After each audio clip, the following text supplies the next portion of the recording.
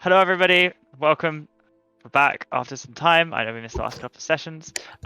So glad to be back. We're D&D Boyband. We're a group of friends that all like to play D&D Pretty Boys because apparently it's not fantasy and it's everybody's heart.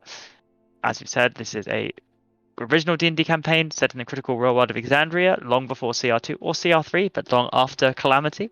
Whilst the Council of tal'dorei kind of deal with the aftermath of CR1, as well as the group's actions and the general goings on, tensions are rising with the heartland of tal'dorei, and we find the group in Imon dealing with aboleths, Clasp, and their own families.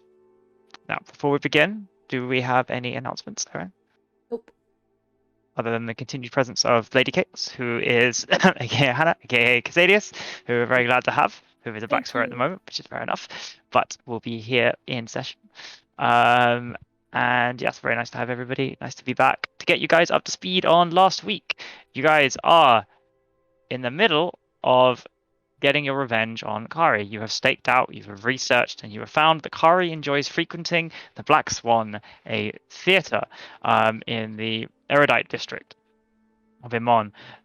She particularly enjoys going on Friday nights to schmooze, while the night away with high-value clients, the upper echelons of the Clasp, and as such, you have prepared a fairly brief plan, but a plan nonetheless. You found out when Kari is likely to arrive, and you have alerted certain members that maybe they should keep away, and maybe some should help you, and maybe others, it would be in their best interests to be a bit far away from Kari this evening. If you guys want to go to Roll20, you can see the outskirts of the theatre you guys are going into. I have shared a floor plan that you guys will be aware of. You're aware there are two kind of floors to this theatre. You guys are entering the bottom floor, obviously, but you are welcome to go have a look around, go upstairs once we kind of get into game. And yeah, D&D Boyband, if you want to very quickly recap or discuss what your plan is, and then we will jump into the evening's festivities. I believe you've been discussed. Kari is arriving at about 7:15. You guys are planning on getting there at 6:30, and there are a couple of entrances and exits to the Clasp tunnels underneath. Your main concerns are getting people away, and also whether or not Kari will attempt to escape down the Clasp exit, to which I believe you have attempted. You have asked some members of the class to be down there. So, D&D Boyband, anything you wish to mention before the night begins? Anything you wish to add to the plan? I myself am disguised using the disguise self spell. How is the Ascol looking? He's probably wearing something formal for the theatre. In fact, DM, this theatre, is it just like a theatre, or is it a very high establishment? Very high establishment theatre. If you look in player chat, I will again post the thing which Ascol will be familiar with. You would have come here multiple times, perhaps not being aware that it is part of the Clasp's network. It is a very well-to-do theatre within its own right. And oh no, sorry, that's Sug's character sheet. We are of course missing Eski this evening. For the time being. Yes, for the time being. Yeah, so you can see there's a large, there's a place at the bottom to play music from, a large stage. Not too many chairs. It is a fairly exclusive theatre, and those who would patron it are willing to pay the price for the exclusivity and the anonymity. No, the exclusivity and the lack of eyes, perhaps. And that's a musician's pit, is it, in front of the stage? Yes. Bards, take note. Do we know what the rest of the clientele or audience members are likely to be? You imagine it is likely to be scholars, given that it's in the Erudite Quarter. It is likely to be kind of wealthier merchants who are attempting to schmooze and network. It is likely to be young nobles willing to put on a face. It's not generally kind of, Percy's not going to be there, for example. It's not the ruling class that necessarily come here. It's the up-and-comers and those who,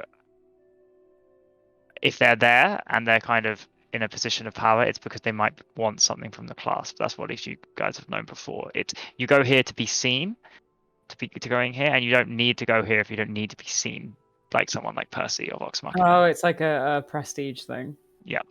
Hmm. But it's a prestige thing that you only do if you actually don't have. If you're trying to show prestige, rather, what is it You're like? trying to gain prestige rather Money than... talks, wealth whispers, like that kind of bullshit. That Yeah. But they're not all clasp associated. There's They will not- presumably some normies in here. there will be club associated. Good. And how many tickets does Clary have? You have not been informed as to how many tickets Curry has. If the whole establishment. If Kaz, if you could make a persuasion roll to see if you got that information out of Edward. Edard. The Cassadius will do a quick roll. Just persuasion, is it? Yeah. That even roll? Yeah. It's a 22. 22. You did get that information out of him. And Kari has got, how many seats has Kari got? One.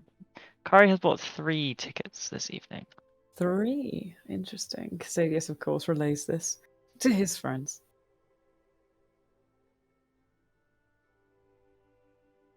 Okay. Not too many. But it depends who they're for. Yeah. Is that 3 tickets including hers or 3 tickets besides hers? Including hers. 3 Including. total. She brought in 2 dates. Cheeky. She has 2 hands. She would. Yeah, she has 2 hands, so fair.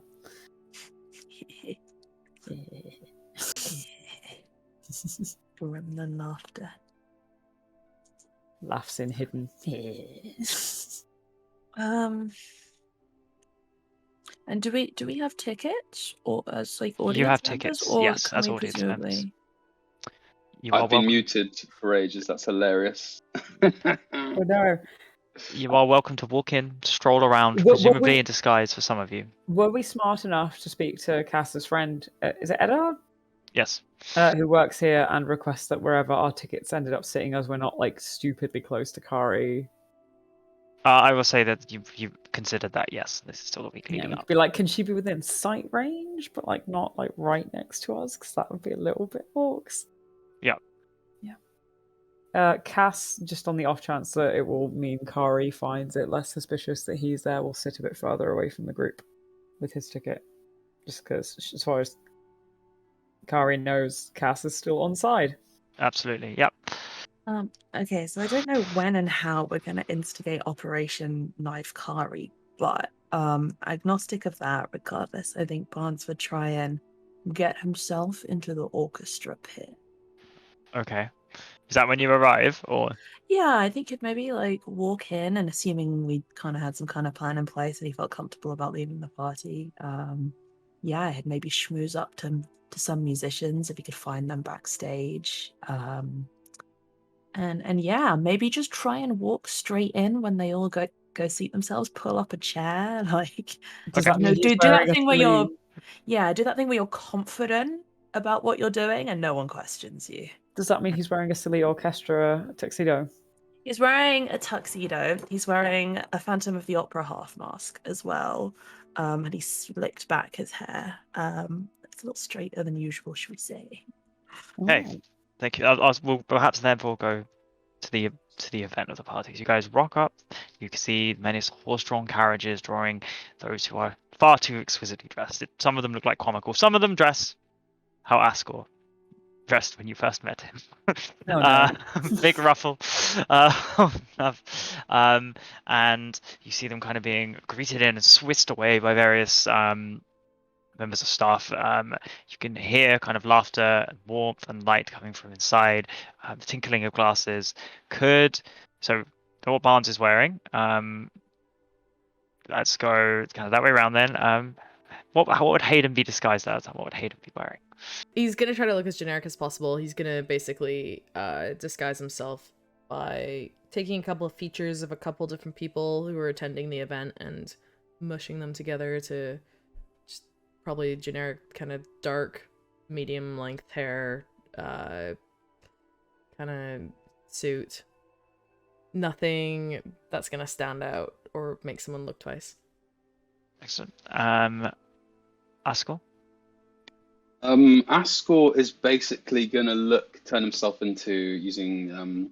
He's gonna be wearing his standard robe of the stars, but on top of that, he casts disguise self using the hat of many masks of many faces, whatever it's called, and the many-faced god, and he's basically going to appear as Mozart did, but with a ridiculous sort of coif of hair. Or perhaps even, when judges go to court and they have those kind of like wigs, sort of white wigs with the sort of tail down, he's going to have one of those. He's going to look like an esteemed gentleman, a patron of the arts, for sure. Very good. Doesn't get a second glance looking at here. You've somehow fit in with the rest of the crowd. Yeah. Sorry, could you describe what Aku is wearing? Very much in disguise. Yeah, I mean, Aku doesn't really have any means of like magical disguise like a lot of other people, so I think pretty much in the same vein as Hayden, he's gonna be dressed for the occasion. He will, in fact, be wearing a shirt. But I think that his kind of coat that he'll be wearing has a sort of like fairly large like hood, so that like his face isn't really that obvious. I mean, it's not going to be something that sticks out, but perhaps like slightly on the costumey side. But for the event, yeah, dark colors, no signature furs, no signature Oh, I was going to ask if he's wearing any furs. toplessness. Not like a kind of like pimping fur coat. Yeah, awful riot. Just as a FYI, Hayden is no longer attuned to the hat of disguise, so we've got that available again. If anybody wants to use it. I'll say. I thought that Zug was using that. Zug is using it. We have two, don't we? Yeah, Askel's using one. Oh, Askel's got one and Zug has the okay. And Zug has the other. Cool. Yeah. Here we go then. Okay, cool. How are we going to stop Zug clinking around in his armor? Where do you want Zug to go? Do you want Zug to be in the audience, or do you want him to go somewhere else? I think we will have advised Zug to disguise himself as someone who has like a bunch of gaudy jewelry on his like outfit. So when people hear the clinking, they just think it's all the jewelry making noise. Big robe, but loads of jewels. Okay. Nice. Cool. So armor clinks, it's more like a clank. Clank, clink, clank. Wonderful. Casadius. Similarly to the sort of fashionable items he wore in Rosanna, he is wearing a like kimono-esque jacket, this time with a bit more bling on it, a little bit more gold embroidery. It looks slightly less tatty than the last one he wore that was sort of fraying in places. He's got his jewelry back on again. Instead of just his usual little nose ring, he's got bits coming off his ears that link up to his nose ring. Yeah. He's got an extra sparkly, possibly with a gem in it, tongue ring in today. Really selling it. And just there's a couple of little leather straps popping across his chest. Just a little cheeky little wink nod there. Wonderful.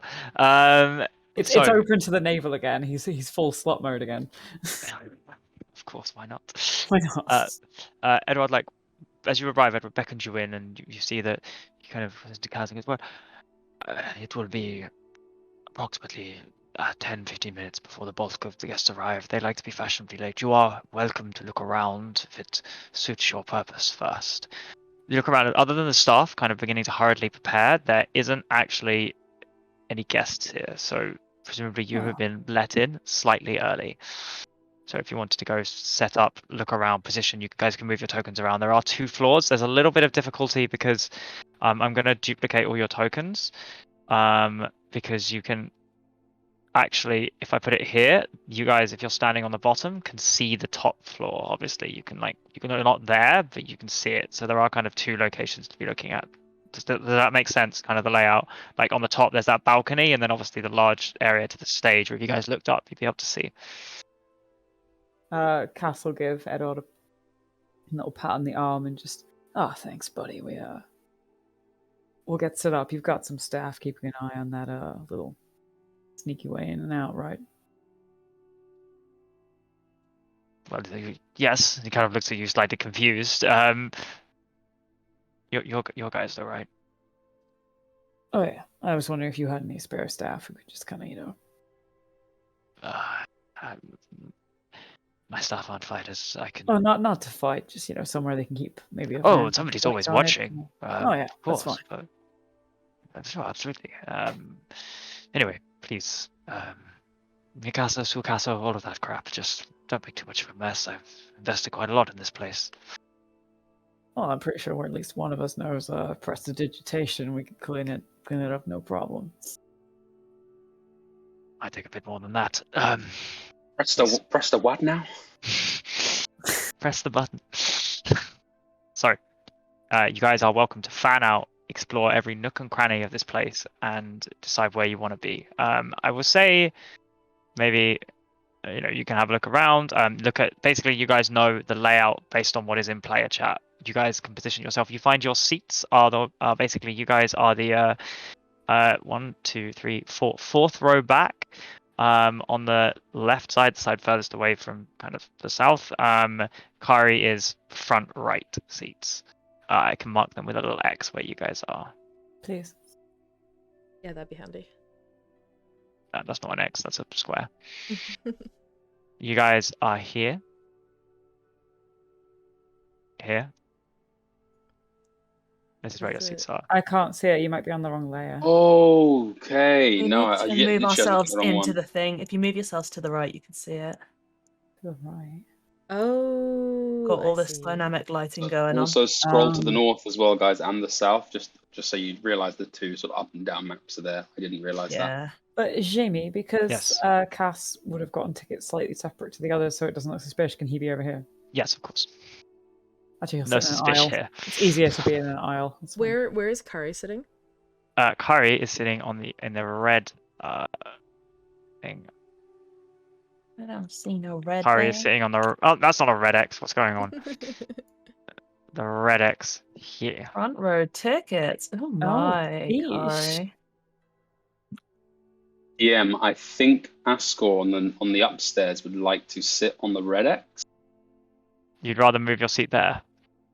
I think so. That's on the balcony, right? Yeah, that is on the balcony. Yep. I think it's a very tasty vantage to gain sight upon all avenues. Okay, you may well have to talk Swap to seats with someone. swap seats with somebody, but we'll see about it. That's fine. Ascor. I'll say that while the rest of you begin to scatter, Ascor, just knowing the place, goes immediately upstairs, plonks his butt down on the seat, it just takes in. It's all about the air of confidence you do a thing with. DM, why is my guy upside down? Why is he on his side? He's I don't fallen know. and he can't get up. Rotating. Yeah. You guys can Doug's rotate your rotating own. as well. How do you Can we rotate our own? Can you not? Zarga's Oh lying gosh, down. we can. Yeah, look. Yeah, no, you can. No, you can. You How can. You can can. you do that? Cool. There's like a little blue little stem. handle. Ooh, As a oh, reminder, nice. I'm going to put you all in the room which has the exit. So the exit is over here, behind kind of these storage crates. Ah, okay. Okay. And how? What's the pathway to this exit room? Basically, this square here moves, and you can move it off. So, but to get here, she'll have to run up these stairs to the right, and then, or Yep. like beneath the stage, and then. Yep. Okay. Jamie, I feel have. like Oh, go on, Aaron. No, go ahead. No, you first. I insist. You first. Don't Ladies play first. mute chicken with me. No, I I was answered my own question. I was just gonna say, like, if no one's really arrived yet, I feel like he's probably not expecting to find much, but he will do a kind of quick scout of where they know that Kari is going to be sitting and where we will be sitting, or a majority of us will be sitting, just to make sure that there's nothing out of the ordinary. Or are there lots of people there already? No, there are lots of people. Just staff running around. Yeah. Do you want to make an investigation check? Yeah, bit of a worthless roll, but I'll do it anyway. In the meantime, by the way, DM, is there a bar anywhere here? Yes, there is. Oh, I nice. see it now. Nice. It's on up Nice. upstairs. Is that right? Nice. Worthless Yeah. natural 20, but natural 20 no less. Natural 20. Looking around, the room you're in, we'll go back. So obviously there's lots of scraping, and this room, which you imagine should be full of props, every time the one you're in right now, the thing, lots of these packages are contraband, be it some of the illicit materials Aku's used to selling, kind of sniffs it out.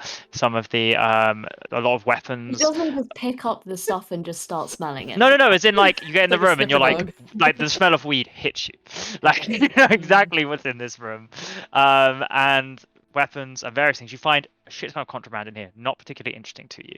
You go to screen the rest of it. Underneath Kari's seat, embedded kind of inside, there are 2 daggers. You kind of find as you kind of feel them and you pull them out. So taking those, looking around at the thing, you also find various other concealed weaponry around this place. All in all, you find 3 crossbows, 3 or 4 daggers scattered around, and in this kind of area, you find a secret passage under the stage. As you're kind of looking around, that seems to go like you have a good look at the stage to kind of find out. You know that there are 2 kind of trap doors. I will mark them with another thing that take that can move people very quickly. Here, like this is a trapdoor, this is a trapdoor, and it goes not only to the balcony, sorry, to the where the musicians are, but can also take you to this room next to the prop room, which I will do here. Is it Which one's the prop room, possible sorry? So to here. Green X's prop room, got it. Green X is basically trapdoor entrance, exits and entrances. Basically, if you go down there, it's a tunnel. I will say it take you whoever goes down there 1 turn to emerge at any of the other exits. Sorry, Sai, were you saying something? Yeah, so I feel like the first thing he'd do is probably show everyone the tunnel, right? Like, but is it possible to try and grab as much of, maybe not all of it, but as much of the weaponry and kind of hide it under our seats or somewhere Yeah, that's absolutely. not If you obvious? want to move the various weaponry you find throughout the place, around and underneath your seats, absolutely fine. All the weaponry you find as you go around this place has now been moved there, except for the weaponry in kind of this room, which is kind of crates of stuff, which is a bit too much. So all the hidden daggers you found. I would say you are vaguely aware that the ones you found on Akari's, slightly magical. Okay, I'm gonna keep Kari's in my jacket. I'm gonna stash them right inside in my jacket, and they are not going under any seats. Cool. Awesome. I got a couple of questions. Yeah. Firstly, were there any weapons in the prop room? Yes. Crates of them. Or as in just like contraband or something that might be used as a prop on stage? Looking at mainly contraband, mainly kind of mass produced. There's nothing kind of kept in specific, like, you know, there's nothing kept in a way that would make you think it was particularly valuable beyond the normal value of a sword or a halberd or whatever, and certainly nothing magical. I guess I'm just asking is that, like, would I expect into production any of the performers to be using weapons, you know, like a dagger or a crossbow or something? Or There are props, yes. So you're looking for a prop rather than a... I'm thinking maybe replacing one of the fake ones with a real one. Right, okay. Not for banter, but for purposes. Okay. There are fake daggers and swords, yes. Do you have a... I will say the issue is that they are not obvious, but you would perhaps be aware that there are markings on them that would indicate them as fake. Do you have a way of making another sword look like a suitable replacement? I have prestidigitation, which I can leave a mark on an object for a while if I wanted to. Just asking. The second thing is so on the downstairs, the room west of the green cross is presumably the bathroom stalls. Yes. Suggestion: contraband in Kari's drink. Perhaps a rogue that can hide their mage hand might sprinkle a little something in there. Sends our girl Guy Kari to the stalls, and we're just waiting in the stalls. How do you guys feel about the shitting plan? Head on the head. I feel like a lot could go wrong. Yeah. So I think we need a clear plan of how we're gonna get Kari to leave the theater and go to the emergency exit, which is where we're gonna stage our ambush. And I have an idea. Cass can suggest she go for the exit if something starts happening, because as far as she knows, he's still in the clasp. So he could be like, oh, why don't, like, he could kind of hurry her in that direction. So are we thinking of causing like a mass panic, or are we thinking of just getting her to go?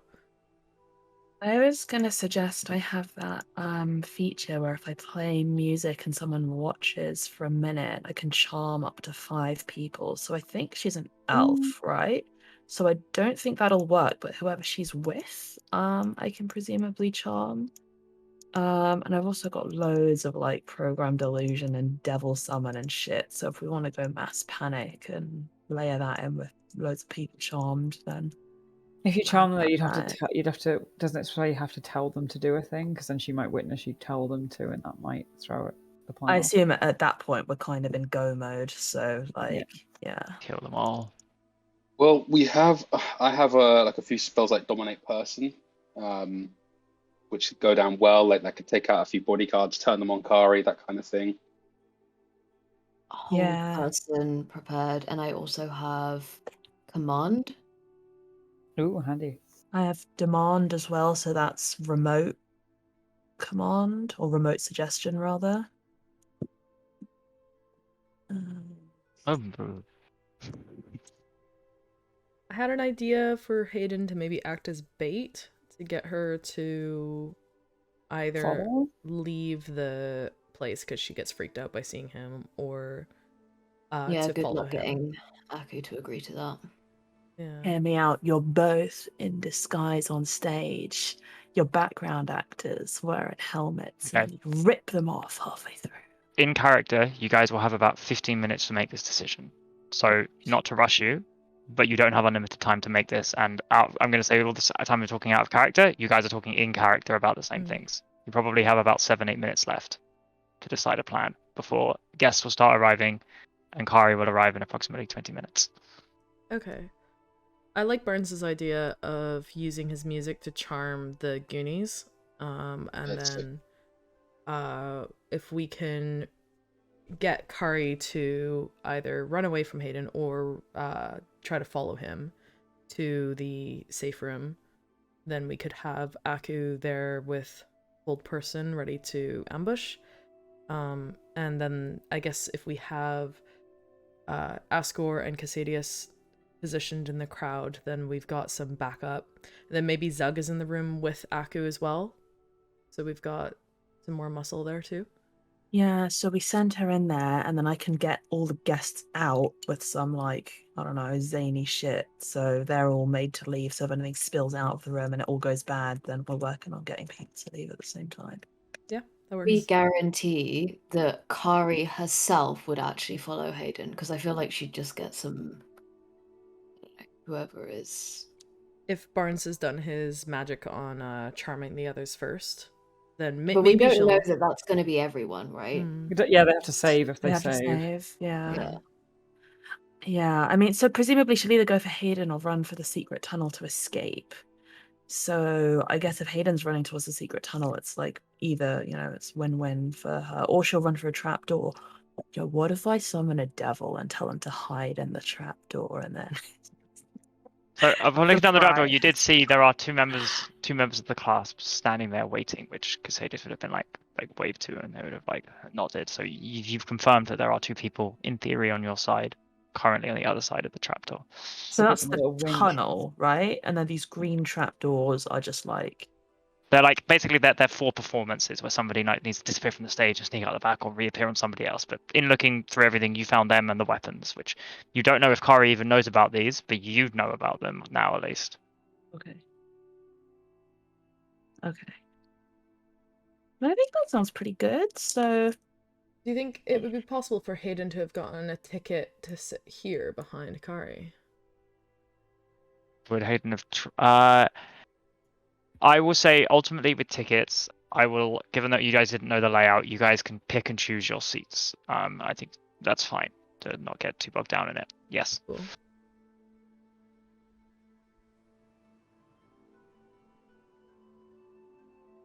So That's the plan.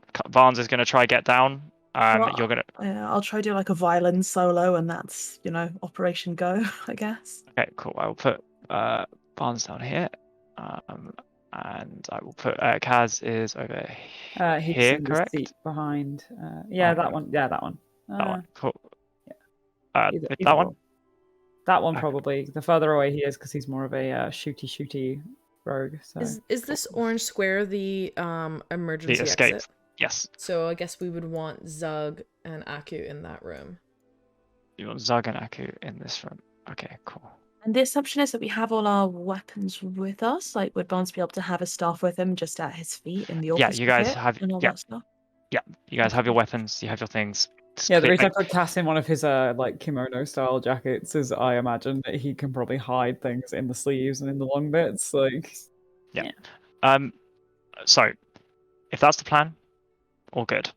I'm just going to turn my light on in my room. Give me 2 seconds. But you guys will take your places. Now, in the prop room, occasionally you see a member of presumably the cast come in, grab something, leave. Did you make the swap on anything, Ascor? I don't think so. I don't think there's much point. No. Okay, cool. There weren't any ranged weapons, were there? No. So as you kind of go, and they kind of look up at you, Aku and Zug, standing there. Presumably, this isn't the first time that there have been people guarding this room. Seemingly, neither of your presence in this room is questioned. The rest of you, are you just sitting in your seats? Are you schmoozing? Kind of just trying to get a look at Kari when she walks in. What is the plan there? Hayden will be sat in disguise, just flipping through the program while sat in his seat. I feel like before Hayden goes to sit down and before people start arriving, Aku will grab Hayden, probably by the scruff of his neck as he's looking. I don't know. Is he looking nervous? Is he looking a bit apprehensive? Yeah, I think so.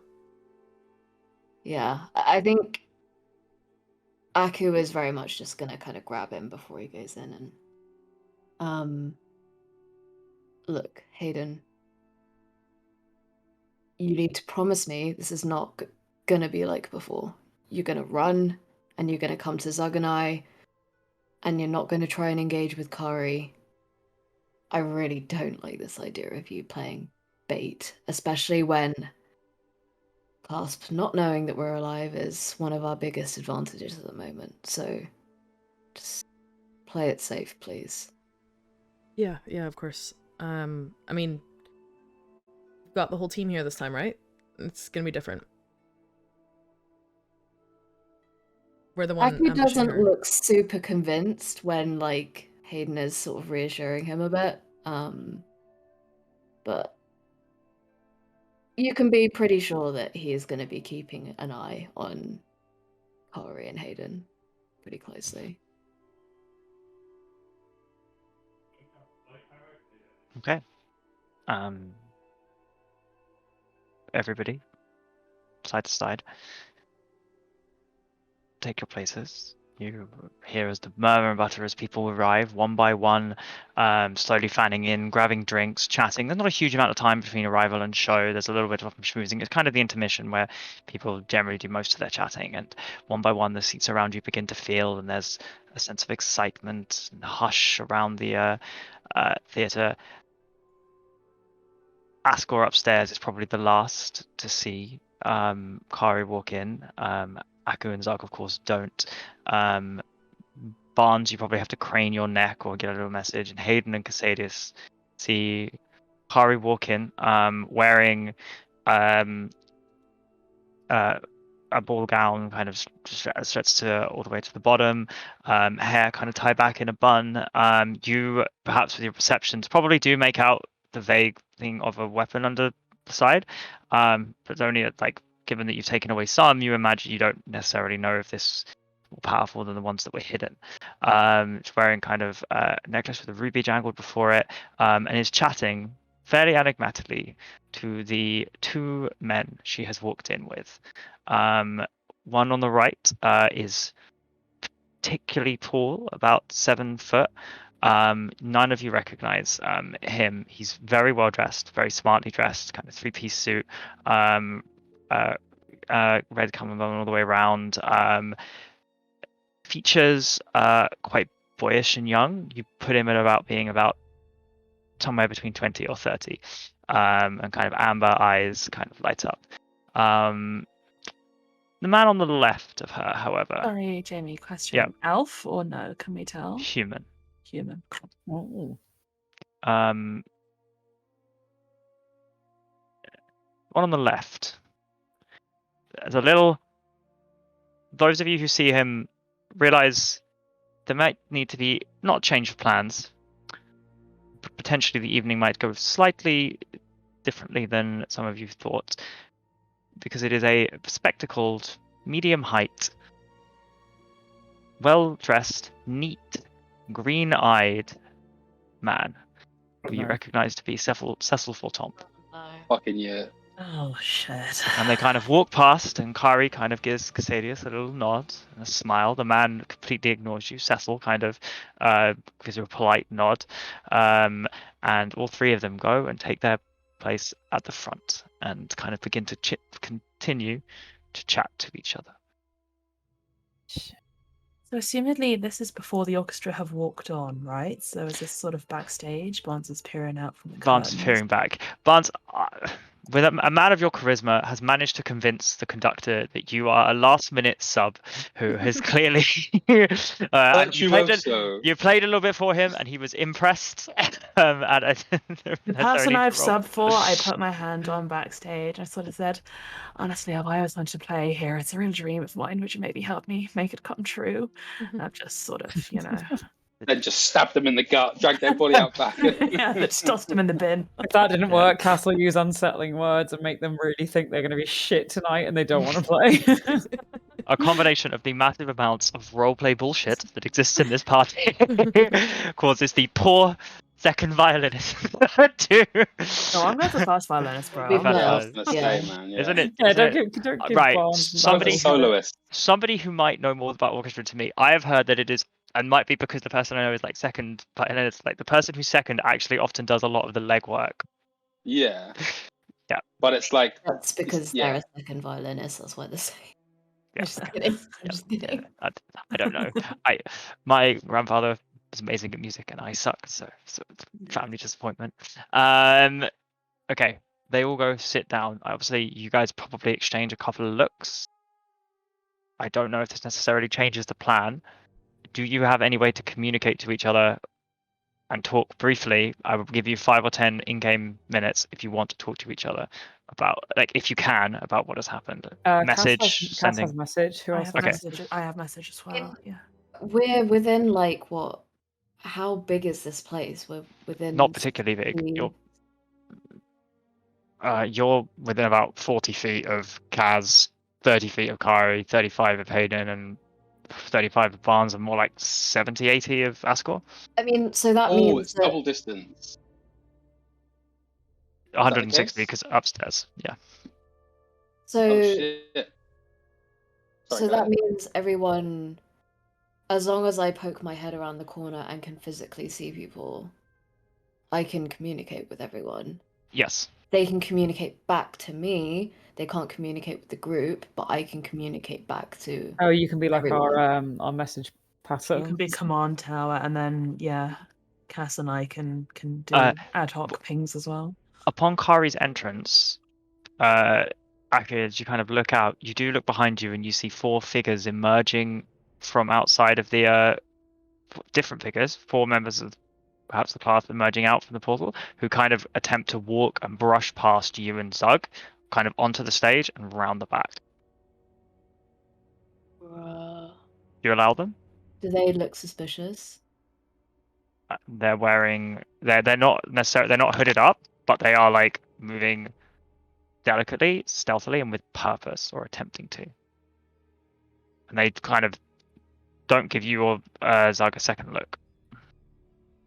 If they're trying to push past us, Well, you're just in the room, and they're out Hmm. moving and trying to get out the door. You guys have the opportunity to stop them if you want. I am not going to personally do something myself, but I am going to tell everyone that maybe we shouldn't let those guys get past. Because, I mean, Zug and I are trying to hide in that room, kind of, right? Yeah, so you see them if you let them sneak out, because you'll need to stand in the doorway to communicate with everybody else. So if they move past you, you will see them kind of go behind the stage and begin walking up the stairs to be at the back, kind of the upper echelon, so to be behind the stage at the back. You don't know if this is particularly suspicious or if this is a standard part of Kari's bodyguard arrangement for being in the Black Swan. Well, Aku is pretty sure that he can't kick up a fuss right now, so I don't think he has much opportunity rather than just to tell people. And Ask- Blade. Yeah, Askell, with your perch, you can see the figures kind of dark at the back of kind of the very far bits of the stage where kind of the setting gets pulled down. You see those 4 figures kind of take up positions, 2 on each side, 2 on one side, 2 on the other side, kind of to kind of cover the whole area. And they don't particularly seem to be focused on one area or looking at anybody. They kind of, you can see them kind of holding on the banner, kind of casting their eyes out from the. And so that is in these locations. Is it DM, which I'm about to ping right now? No, Upstairs, they the are. balconies? No, they're here, Up in the rafters. Got it. up in the rafters. Yeah. Cool, got it. Can see those. Cool. Just to double check, in terms of distance, how far is, say, looking on this map? This is 10 feet, or is it? That's like It's 20 10 feet. Is it double No, it's 10 feet. Yeah. And from myself to say like Zug here is 35, or So Zug's actually over here. They're here for the purposes of vision, but I'm just going to put people where they actually are. Basically, if someone's on the lower floor, we're going to double the distance for now, just as a rule of thumb. So it's for you to Casadius, it's 40 feet, but for you to this guy, it's 90 feet, right? so, So they've gone to their positions, right? You're Yeah. saying in kind of the rafters. Yeah. Sort of. And can I still see them if I'm following them with my eyes? No, they've gone out of your view. So if you're standing here, they're like upstairs where I'm pinging now. Let me just look. Sorry. Are Okay. they visible at all from the orchestra pit? Yes. If I feel like I have time to quickly go follow them and get back, I will attempt to sneakily follow them. And Could you once- make yeah, a yeah, stealth check for me? yeah.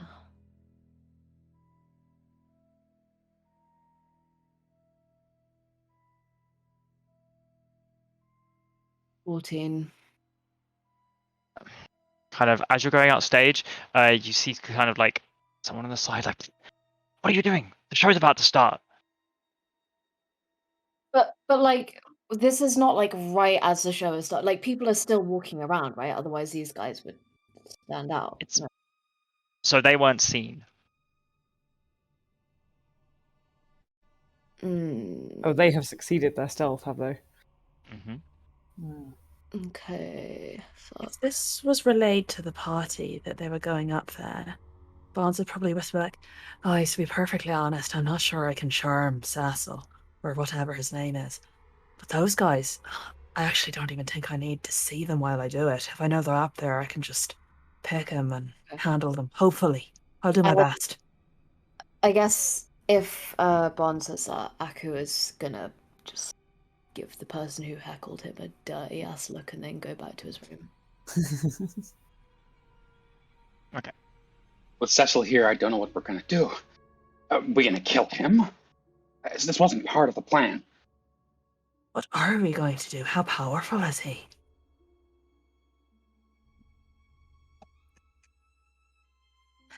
Kill him, take him captive, what? Not even possible.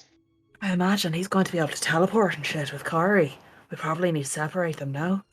I'm more worried that he's some powerful creature. He'll stand and fight, maybe. Right, well, to be honest, I'm less worried about fighting than I am about him running with her, so let's hope for that. Well, look, if we can isolate one of them, that's fine. I'd rather he run to save his own skin. Well, look, we've got Now what?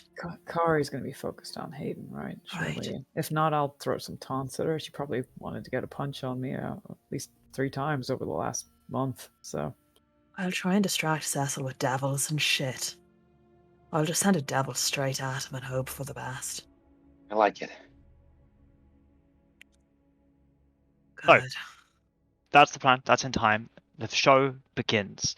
The master of ceremonies steps out, kind of announces the orders. Ladies and gentlemen, we are privileged to welcome you here to the Black Swan by privilege of Eduardo. And he kind of like looks up, and you see Eduardo's kind of standing next to you, Ascor, and does a bow on the balcony. May I present to you, from far, far away along the Meridian coast, the grim troop here to tell you a story of revenge, betrayal, redemption, maybe resurrection. And he kind of bows, and you see them kind of begin to walk onto the stage. The show begins. It is a passing show. Each of you is much more interested in watching Kari, watching their, and they, despite it being Kari's interest, seem much more interested in talking to each other. Hayden, as the closest, could you roll a perception check for me? Sure thing. And also, if anything happens during the show, or if you guys want to make your move or wait for the intermission, it is up to you. Okay, that's an 18 for perception. 18. Listening in, and they are talking with hushed voices, and there is a lot going on. It seems very intense to you that they are discussing the election, the Galvadanes. In particular, you get the sense that Ascor may have been. They may know that Ascor is the Ascor. In particular, Cecil is discussing the removal of the behavior, the removal of the other one, and they seem to be trying to decide what your plan is. The other one, who's sitting next to Kari, seemed very enigmatic and interested for the beginning bit of the conversation, but has since settled into a rather foul mood and has got a very kind of face like thunder. Doesn't look particularly happy for some reason. Whatever Kari has said to him at some point, or the way the conversation went, or whatever was resolved, he seems utterly uninterested in both the play and continuing to kind of talk to her. Okay. I'm gonna... if I cast message, I do need to whisper in order to send a message, right? I Yes, can't just so do it telepathically. I think Aku's the only one who can kind of talk telepathically without talking. The rest of you have to whisper, but it's a crowded theatre. You might get some slightly dirty looks from the people sitting next to you, but would if Ascor or Aku opened up a telepathic link with me, would I then be able to reply telepathically? Yeah, I would say Aku has opened the group chat. Let's say that. Yeah. Okay, so through Aku's group chat, I'll let the group know about Kari's compatriot who seems rather unimpressed with her and the conversation and everything in general. Kind of an emo boy. And just keep them informed. Can you confirm which of the two people it is that seems to be? It's the one sitting here. Is that is that Cecil or is that the other guy? The other guy. Cecil is very engaged talking about what is to be done with the Galvadanes, the election, and Ascor's return. You actually hear as well that you get the sense that no one else has twigged this, but Cecil is aware. And it's whether or not the others should be informed. Yeah. Cool. I'll definitely let the others know that they are aware that it's real Ascor and not doppelganger Ascor. They haven't noticed Ascor at the top of the balcony, however. Good. Who's in disguise? Jamie, quick question. Yes. Through our time investigating Kari and also through Hayden's time working for her and you know, being quite close to her, did he ever find out if she is scared of any particular animals like spiders or rats or anything like that? I would like you to roll for it. Could you roll a d20 for me? Okay.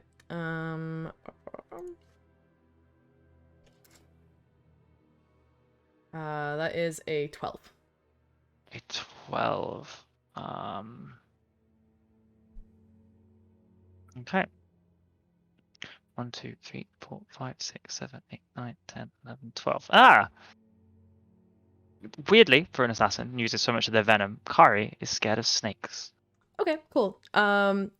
With that in mind, this morning before we left, Hayden would have done his normal find familiar ritual to summon Cheez-It. But Cheez-It will be in the form of a snake today, and we'll just be chilling out underneath Hayden's shirt, just keeping ready there. But he's prepped to cause a little distraction. So. Okay, wonderful. Cheez-It's from a snake. So, do you guys attempt anything during the performance, or do you wait for the intermission? Well, so I think that Charmed. I would have leafed ahead in the songbook, the musical notation, to find maybe a good first violin solo, a harrowing emotional moment in the tale of betrayal in part 1, when he knows he'll have time. So the wording of enthralling performance is they need to listen to and watch me perform for a minute. So, probably when it gets to that first violin solo, assuming the party is kind of ready for it and people don't want to do anything else in kind of prep. So, are you guys all good or? Yes. I think so, yeah. I mean, has Zug said... Do we think that Zug has said anything? He's just chilling in the room. Zug is like- ready to break some fucking kneecaps. I think that's a better position. Right. Okay, cool. Then, yeah, he would probably actually stand up for the start of the solo to kind of draw eyes upon him, and because he's got his little phantom half mask, yeah, he'd like turn so that's the side sort of facing Kari out into the audience, and he'll play Roll a perception check for me. a perception. Oh, insight. check. Insight. Insight check. Oh me, oh my. Oh, okay, that's fine. 23. There is a flicker of recognition in the unknown man's face, looking at you.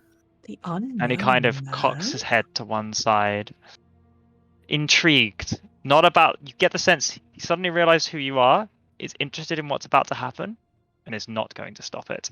Do I recognize the unknown man? Do you have any way of looking through illusions? No. No, you do not.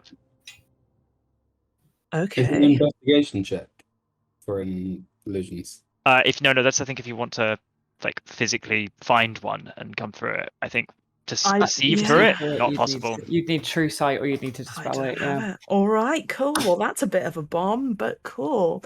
We'll start playing the tune, and unflinching, he will continue. So it's a minute.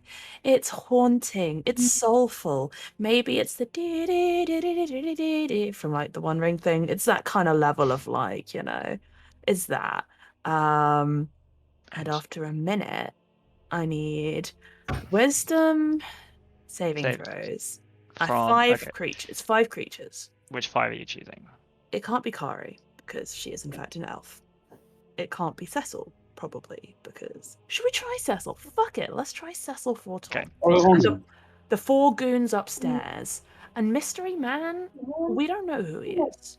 So, fuck Okay. it. Mystery Man. Okay, so that's 6 people. But no, so we're ignoring Kari because she's an elf and we can't No. charm So us. there's 4 assassins upstairs. 4 Ignoring upstairs. Ignoring Mystery Man. Ignoring Mystery Man. Cool. Fuck. Okay, so that is a 26 from Cecil. Wow. 1, 2, 3, 4. So one of these is a half elf, so they'll have advantage, but the others are all straight rolls. Okay, so the one with advantage, that's a 23. They're all a 19. The others, however, given that that's a +3, that doesn't sound too good. Okay, so we're at 1 natural 20, a 4, and an 8. So 2 of them succeed. So 2 of them succeed, 2 of them fail. Okay, and I think I don't necessarily know. I'll say it's both on this side have succeeded. The party will know that they are charmed for an hour until they take damage. We attack it, or it sees us attack or damage its allies, right? And we're not really planning to do that until we send Devil at Cecil, right? So Okay. I think we're gonna let them be charmed and just give that moments to breathe, yeah? And from Okay. Barnes's knowledge, would like Cecil know that some shenanigans had been No. afoot? No? Okay. So at the end of it, he'll sit back down, give a little bow to the audience, and message into the group chat. All right, we're good. Okay. So yeah. So interestingly, for the first time, Cecil does turn away from Kari for a little bit and look at you, as does Kari. Let's say next to her, and there's all of the audience is kind of drawn to Barnes, even though you're not necessarily charming them. It is a haunting melody. It's impressive, and despite interrupting the middle of this performance, the kind of actors have stopped a little bit as well, and kind of it all kind of resumes a little bit quicker on. But the rest of you hear that. Was that the go signal? Well, they're ready. They're primed. So we have it's an hour. think so. Are you guys going, or are you waiting intermission? on Middle of you, Hayden. performance. So Whenever you want. shortly after Barnes gives the signal that he has charmed the audience, Giza is going to slither out of Hayden's sleeve and drop down onto the floor, and then slither snake underneath Kari's seat, and make a little hissing sound as he passes by her feet. Oh my god, what is that? What is that? And you kind of see her kind of stand up and take a couple of steps back, and you see the man next to her, not Cecil, kind of begin to reach down and try to grab the snake. And Kari has leapt out of her seat. And when she leaps out of her seat, does she turn around to face the back? She turns around looking at the ground. Background? So she'll look down at the ground, the guy's going to grab it, and she's going to look up in a second. Okay. So Hayden's gonna lean forward, and using minor illusion, he's gonna make an image flicker across his face, and he's going to make his face take on the appearance of how he would have looked just after she had stabbed him and dumped him in the river. So Okay. one-eye missing, blood down the face, waterlogged skin, like he's a ghost that's like come back from the dead. And Right, bro. face is gonna But this- flicker to that, and he's gonna lean forward and be like, "Ma'am, are you okay?" And then after she sees it, it'll flicker back to being just his disguised self. Could you make an intimidation roll with advantage? I'm not very intimidating, so this is gonna be. Oh, it's a 16. 16. Wait, can I bardic inspiration with a little violent trill? Yes, if you Within want to go 60 for it. feet? Anyone Absolutely, can here? Yeah, Cool. D10. And this is just going to be her. This Is is going that to set another her. D10?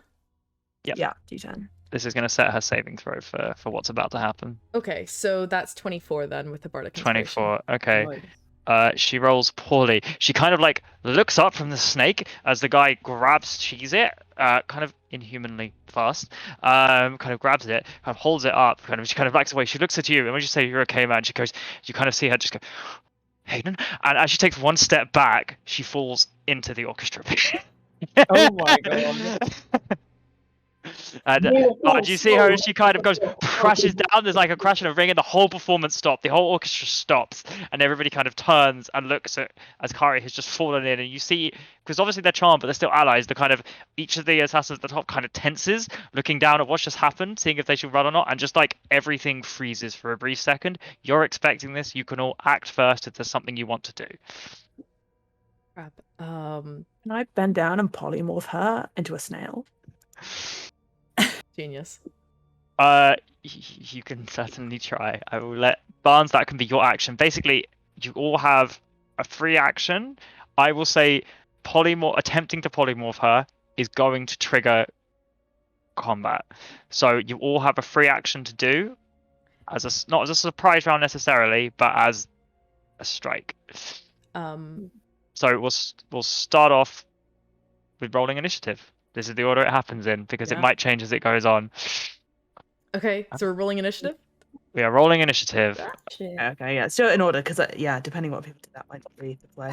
Ooh, good initiative. Guys, you know what time it is. Oh, I'm taking a sorcery point to re-roll that. Time Music to time. regret some Back in things. time. Better. Been a while since we've had battle music. It's been 84 years.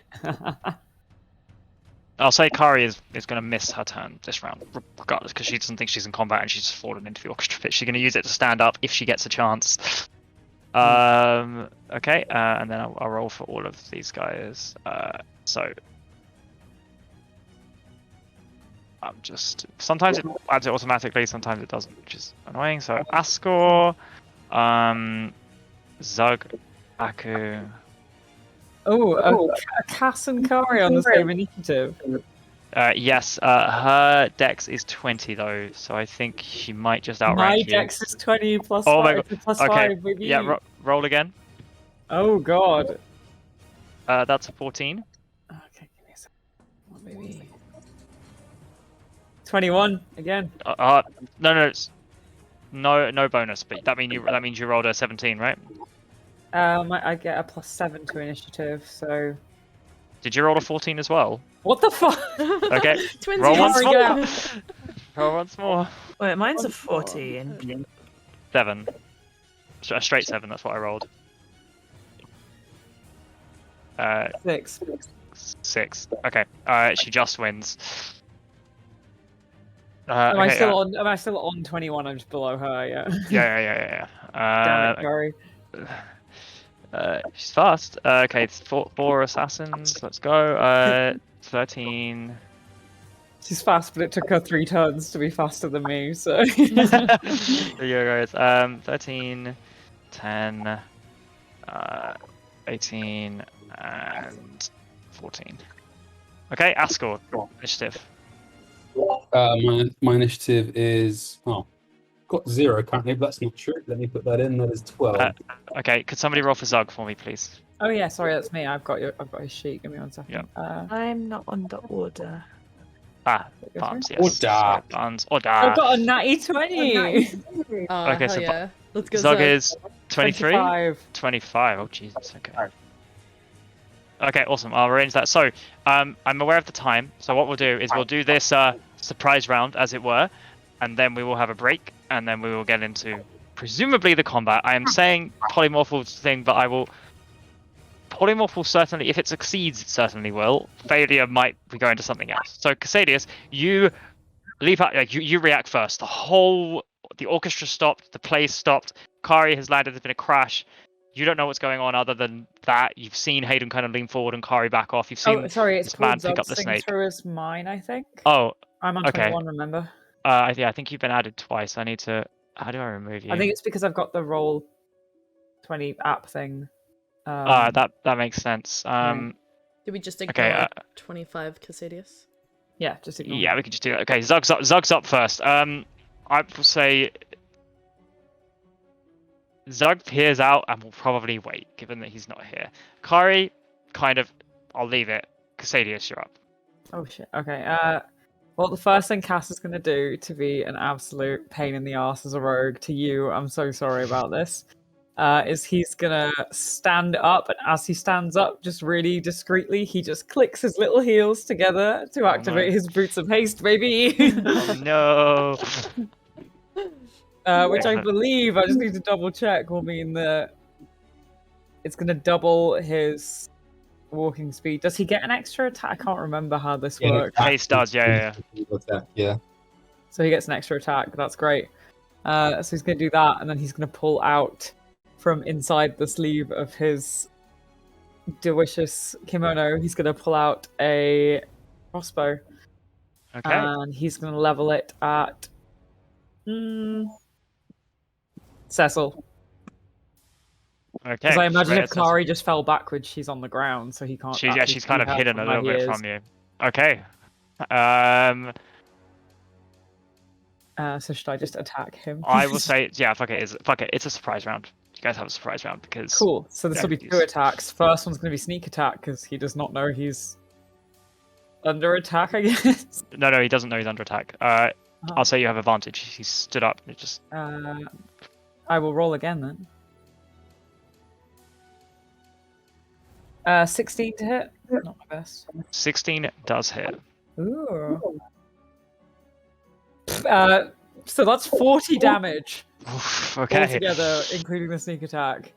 Wow, okay, so as he stand up, you see him kind of like stand up, look over, and as he kind of looks over, it gives you like a kind of shot just underneath, and just like, this would be a lethal shot on any human you've ever met. You would imagine you just shattered, like, got his brainstem down here, but as it kind of sticks in, you see him kind of fan forward, kind of stands back up, cricks his neck a little bit, and you see as he cricks it back, it breaks the bolt, pulls out, and there's just like black ichor beginning to pull down his neck, but he is still very much alive and standing. Oh, come on now, that's nasty. Casades will take his second attack, which I assume now is not a sneak attack because he's already No, hit him sneak once. attack, yeah, 1 per round. But it's still at advantage, is it? Yes, they're all at advantage. Hello, Eski. On the off chance either Yes, of those. 26. 26 does hit, yep. No sneak attack damage, it's only 11 points of damage on that one. 11 points of damage. Okay, again, the second one is he kind of like, he hasn't really had a chance to get his bearings or anything, so even though he stood back up, the second one catches him in the shoulder, and you see him kind of again push over. Now he's kind of put to the balcony a little bit, kind of both those bolts kind of propelling him forward. He's kind of standing there looking around, where has it come from? At this point, as the bolts ring out and you see the thing, screams erupt. The crew begin to go off stage. I will say that basically this entire auditorium is difficult terrain for a couple of rounds as people all begin to leave and head out. Barnes, you see them all beginning to run out of your way as well. Pandemonium begins, but you guys still have your turn. Cool. I don't think I can do anything else. Cass might just wait. Actually, he'll wait till everyone else has gone to move. It's fine. Yeah, By the way, cool. because we've attacked its allies, if those bodyguards perceive Cecil Fortomp as an ally, that breaks the charm on them. That's fine. They won't get around either. They are too slow to react. They don't know what's happening. So whether or not that's broken will come up next round. Barnes, as you reach forward, Kari kind of barely getting herself to her feet. Is it a spell attack? Polymorph? Or No, it's actually a range. No, but to be honest, given this is happening in initiative order, yeah, I'd probably do something different given we're just kind of guns blazing. I say you have seen Cecil Fortomp kind of be pushed to the edge, and you see kind of the blood and ichor and the bolt sticking out. So from your perception, somebody has just shot Cecil Fortomp, and this has happened. And as you look down, Kari's kind of a bit worse aware, not sure. Goodness. Okay. I think Barnes was officially on Bedlam distraction, so he's going to look down at Kari, just be like, "Someone else for deal, you," and gonna summon ye old rapier out of thin air and use it to cast Summon Fiend. And Giant Devil is gonna like rip open from a hole in the ceiling and like red crackling energy punch through, and he's gonna yell and be like, "All right, it's round 2 of theatrics. This time I've got you a stage." And good old Kolko's gonna come down and just punch Cecil Fortomp in the face. Okay, Cockle will just land out, at this time actually with Venom, kind of roaring in I'm like, about to mess up the overlay. and just punch, and I'm gonna, is that an attack, are we saying? Or I does think it go he after? actually, let me just check. I think it goes after me. Oh, it shares my initiative count, but it takes its turn immediately after. But I'm sorry, Aaron. Okay. Given it's surprise, how does that work with surprise round? I imagine it's probably not surprised about being summoned. Yeah. Does it just attack, I assume? well, so it shares my initiative count and takes its turn immediately after mine. So I guess it's still in the surprise. Yeah, I'm just wondering how this operates with that. But I'm fine to say it attacks. So Okay. anything else you want to do? Yeah, my bonus action, I'd use their feet. People within 60 feet of me, 11 temp HP, and can immediately move 60 feet if they would like to. So that will use people's reactions though, but yeah, anyone within 60 feet. So that's going to be like Hayden, Cass, Aku, Zug, and I guess Nice. How my far? devil. How far can we move? Immediately. Oh no, you can use your reaction to move up to its speed. So you can move as far as your speed. Yeah, with your reaction. Cool. Without provoking opportunity attacks. Oh hell yeah. Okay, I'm gonna make use of that. What's my HP? Where am I? So, right, we'll do a recap. We're about to take a break. Zog, take a break for you. Are you standing It's fine, guard you by can the explain door, it or are during the you break. going to run into the melee? I mean, Well, I'll let you Like retake your turn charges- because this is a surprise round, so you can charges take a the turn melee. after all of Like, this. this, Yeah. like, is there even really a discussion? I thought that the agreement was that we would be there to corner Kari if she was following. Oh yeah, no, sorry, I go back. Yeah, no, we did Okay, pre-agree cool. that I would not be an So absolute. with every temporary HP, no-go. Hayden, are you moving? Yeah, I'm gonna use my reaction to vault over Kari's empty chair and follow her down into the orchestra pit. And, Okay, so spin as you her land around. there, Yeah. land, it's no problem at all. I'd say your disguise is still there, right? You haven't dropped it. I haven't Yeah. dropped it. So she just kind of like looks at you, sees that you were the person who did it, and kind of backs up ever so slightly, clearly looking around, having seen Kolkor come down and smash. The jig's very much up, just figuring out what's going on now. Okay, it is. Not Cecil's turn, not any of the assassins' turn. It is Askel's Does turn. Kolkor take his attacks here? Sorry, absolutely. Kolkor takes his attack here. Yes. Okay, so summon Fiend. The Fiend makes a number of attacks equal to half the spell's level. So he makes 3 attacks? Is that level 5 you casted at? Oh wait, summon Fiend is 6th level conjuration. 3 attacks then. Yeah, okay. So he's got he's demon form? Which form is he? Yep. Yes, he's demon form. Okay. Oh, that's a natural 19, so that's like bear high. That hits. Okay, so we roll d12. Plus 3 plus the spell's level, so that's Could 6. Kolkor make a wisdom saving throw for me? Wow. Yeah, he can. Oh dear, that's not very good, guys. That's a 4. As he kind of begins to put his fist to fight, something holds him. He's just freezes, his eyes go thing, and he kind of like lunges and just misses. Like something otherworldly entered his mind, forced him to not make that strike. Something about being this close to this creature. Attacks kind of need a certain level of throughput and mental energy to succeed. Each time you attack him in melee, needs a wisdom saving throw. Okay, so I'll make sure I just make 2 wisdom saves now and see if any connect. That one doesn't work. That one might work. 17.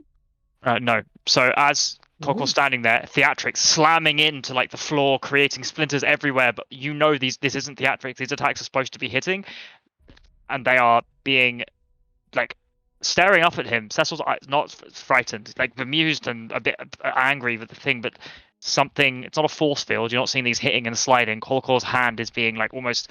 You see his like tendons stretching as he's trying to push. There are like blood vessels popping in his eyes as he's trying to push through this and can't. Damn. Okay, cool. Cool. Okay, Askel, your go. Fuck, man. Fuck, guys. Reminder, end of the first round, we are having a break. So, not to rush, but just so people can prepare for stuff. I had advantage on those saving throws. Why? The Fiend has advantage on saving throws against spells and other magical effects. Yes, you do. Just quickly. Oh, okay, that one was 19. 19 succeeds. 15 and... Okay, so it's just the one that's going to Just the one. Okay, cool. So you can roll damage then. Yeah, Finally, after this mental battle, one of them, because this thing, and you see him kind of punch Cecil across the face. Cecil's like neck cricks unnaturally, and then you see it like snap back. So that's 19 points of damage. Necrotic 19. damage. 19 points of necrotic. Oh, let me just check that. Nope, it's cool. Yeah, 19 is fine. Nope. 19, sorry, did you say? Yeah. Cool, yeah, absolutely. There's a punch kind of comes along, you see kind of the energy kind of in his skin is like slightly blackened, but as it kind of snaps back and bemused. Askel, sorry. Damage. Right, bear with. So the distances for me are double, but anything on the ground. Yes. This is awful. Cool. In that case, I may be forced to take some drastic measures. And just to understand, so Zug and Aku are on the ground floor, are they? Yes, they're over here. So as you can see, they're kind of they're here on the ground floor. And so in that case, anything the distance from the ground to the ground to the upper floor is also double distance as well. Rounds up. Yes, exactly. Yeah. Does that include movement? So the distance to move from... If you were going to jump vertically up, it's 10 feet. You could try. But if like they have to run around, right, like stairs and stuff. It's just if someone tried to like fly towards me, for example, they would have to move double the distance. No. Is that... Up. Right. D&D physics are weird. Cool. Okay, so I've got... So it's about... I'm just looking between the two. Exactly where I am. So I'm... First row, which is 1, 2, 3, 4, 5. 1, 2, 3, 4, 5. So here. So from here to Cecil, it's 80 meters for me there. Yeah. Cool. In that case, I am going to... Yep, hold me 1 second. 1 second.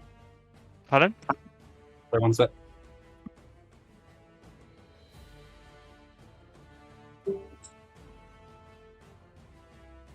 We lost Esky. Oh no. What are you doing, Luke? I am going to cast the spell. Yeah. I'm going to cast... I might just cast Dimension Door, actually, to get into the fray of things. Okay. I think that's almost going to be a necessity at this distance. Right. So yeah, I'm going to do that. Okay, where are you teleporting to? I'm teleporting to this balcony. Probably to this balcony over, like, here. Here. Yep. Yep, so I'm nice and close to the door. I will do that as a bonus action and as a subtle spell. So I want to burn a sorcery point to do that. Sorry, no, I can't set this. Can I set it? Yeah, I think I can. And I'm going to do it, as a quicken spell, so it's a bonus action. Chop that bad boy off.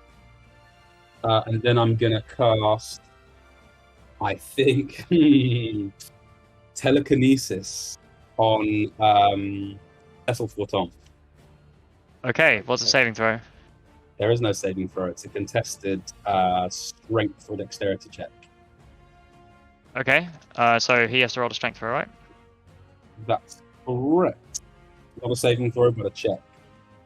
Saving throw, a check. Okay. 15. 15 fails. So he is... Telekinesis. If you want to contest the movement of 30 feet. Does it say he's restrained?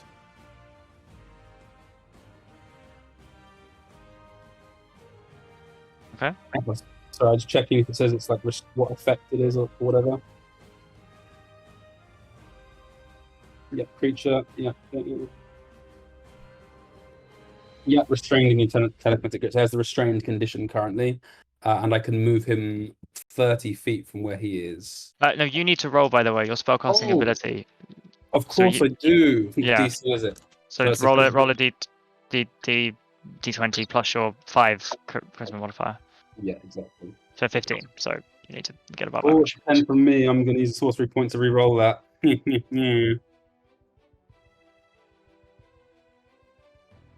Let's try that again. It's a 16, baby. 16. All right. Yep. Succeeds. Until the end of your turn, so you can move it up to 30 feet in any direction, including upward. So where are you moving him?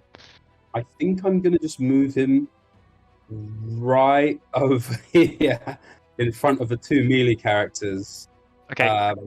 Cole will get an attack of opportunity as he moves away. So wisdom to make sure he can. Not his movement. It's him. It doesn't matter. He's moving out of range. Okay, That's cool. So yeah, I'm going to move him. Sorry? Okay. Yeah, absolutely. He moves over. You see him kind of arms snap there, and he's kind of lifted ever so slightly and pushed against his will. You can see him struggling and forcing away. 17 on the wisdom save with advantage? No. Does not succeed. Cool. All right. That's end of Askel's go. I'm going to drop prone, so most people can't probably see me on the balcony. Yeah, I think I've got Hayden. Yeah, sorry. Hayden. Yeah, prone. Hayden, your go.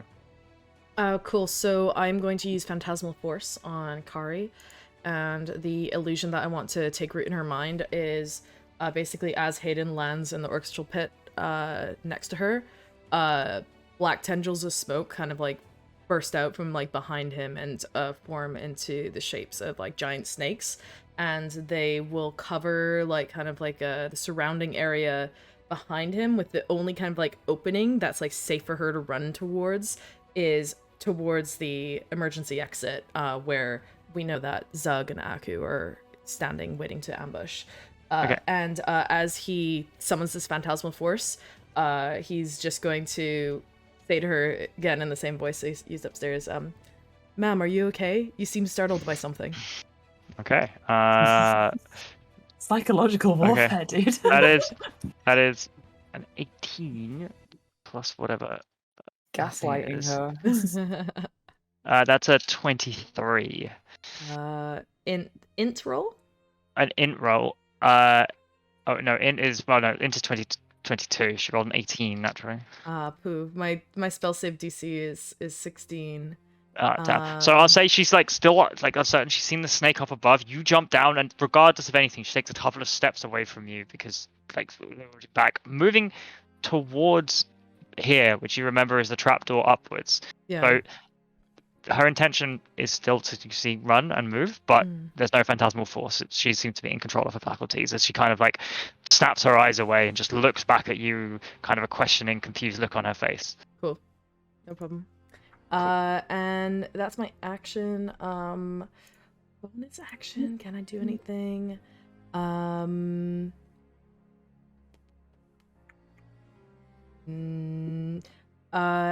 As a bonus action, I'm gonna use. Oh, do I have to summon my mage hand as an action and then move it as a bonus action, or can I summon it as a bonus action? Summon as a bonus. You can summon as a bonus action, but I don't think you can then move it. Yeah. So no, mage hand is an action. You need to summon it as an action. Then that's fine. What do you call it? Arcane tricks. You can do it as a bonus action, I think. Yeah, versatile trickster.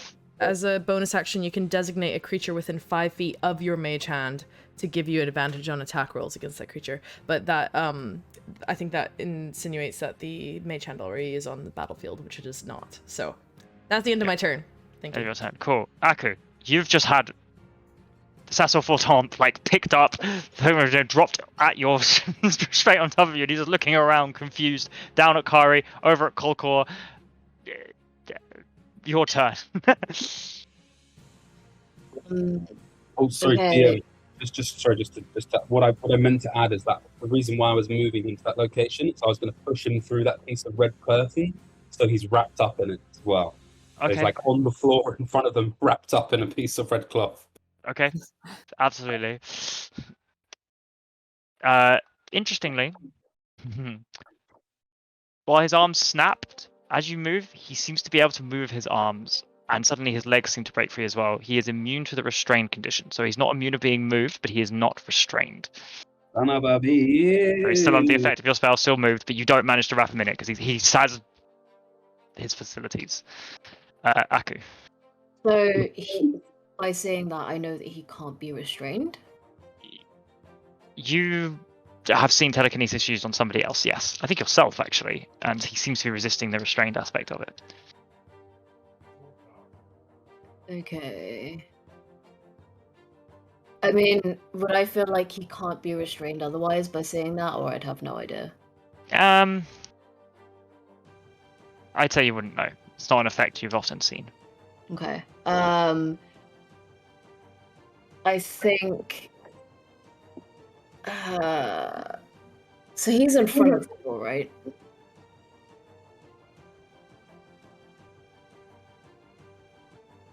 He's in front of you, yep.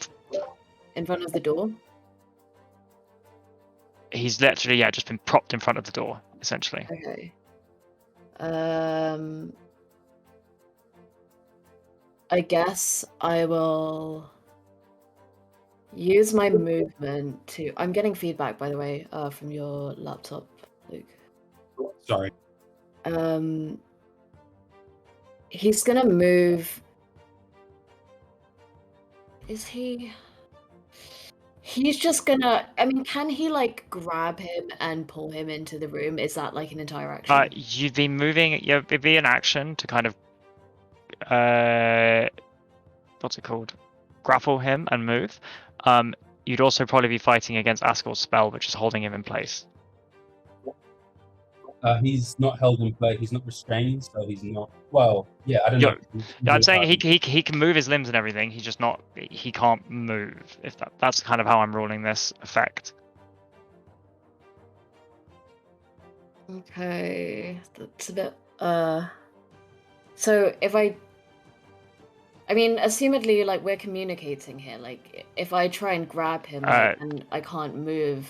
You've got 6 seconds. This is happening very quickly. Kari fell into the pit. 5-6 seconds later, this person has just been deposited Okay, I in mean, front of you. Aku's just gonna try and grapple. I just don't really understand the spell, but like, yeah, Aku's just gonna try and grapple him and pull him into the room. If that Cool. doesn't work, I would say, based on the fact he can't move, you absolutely successful grapple him. But now you need to make a roll against Askor to move him. So could you make a strength check? Askor, could you roll a spellcasting ability modifier?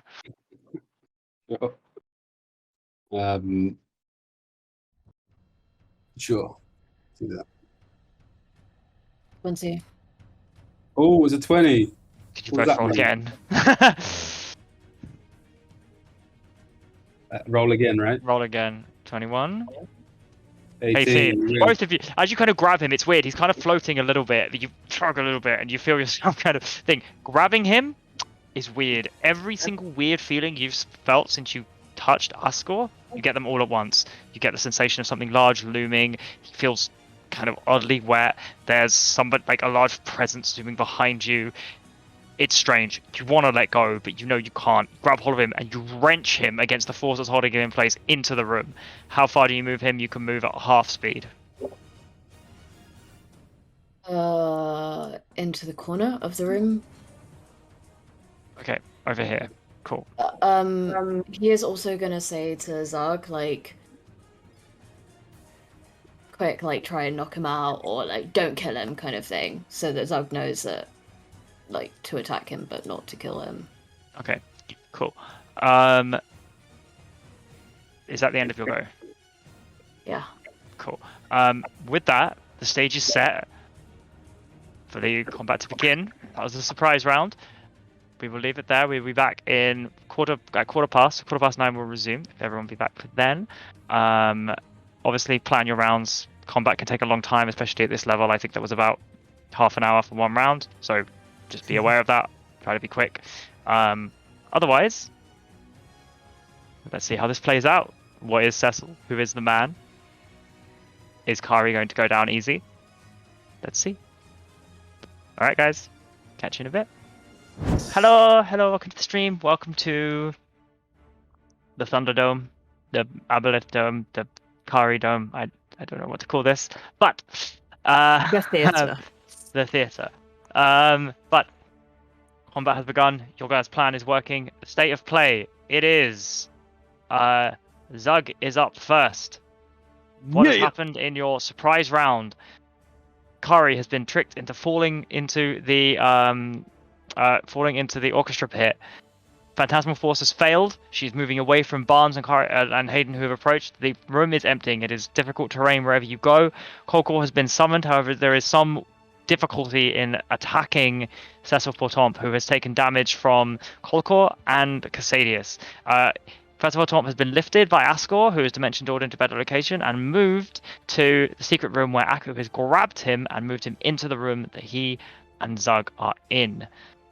Mysterious man has kind of stood up, all this happening around him, looking bemused. And we will see what is going to happen on his turn as well as everybody else's. Zug, you're up first. It's him, Leonard. I mean, is it according to Roll20? There's no one in front of me or in range. Alright, so you've got blind? Is it this not guy loaded? here. Are you?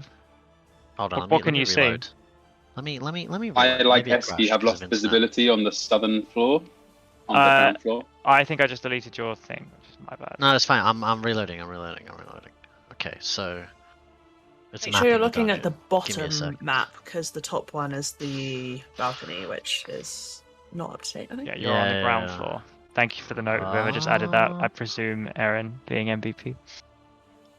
Oh yeah. Okay. Yeah, because my token is on the top floor as well.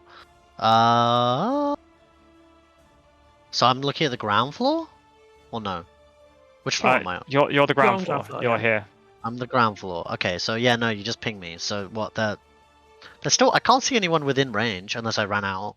So Which I'm this not guy supposed to. here, do you see this guy? Oh, dude, there's a dude. Okay, yeah, no, Kari's sorry, on the Kari just orchestra literally blinked. bit. Kari's here. Yeah. Okay, and The you told big me not dude to is use cold lethal core. force.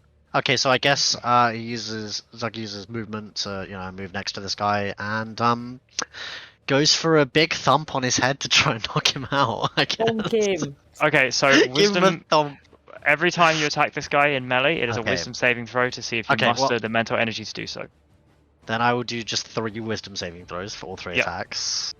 So the first one was a 18. Fail. Need a 19. Which seriously?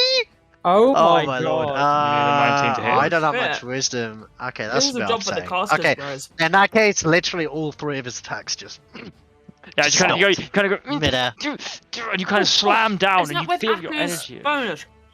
Oh wait, Oh, do you I roll- get bonus for that? Yeah, it's a saving throw, +5. Oh shit. Okay, well then in that case, Sick. 2 of them attack because 2 of them it hit. was an 18. Absolutely. 15. So holding on to it, you Alright, see yourself sorry. give away, and you look at Aku, and you think, "Fuck it, I can do this." Slam down. So as Aku's sexy, I can off. do it.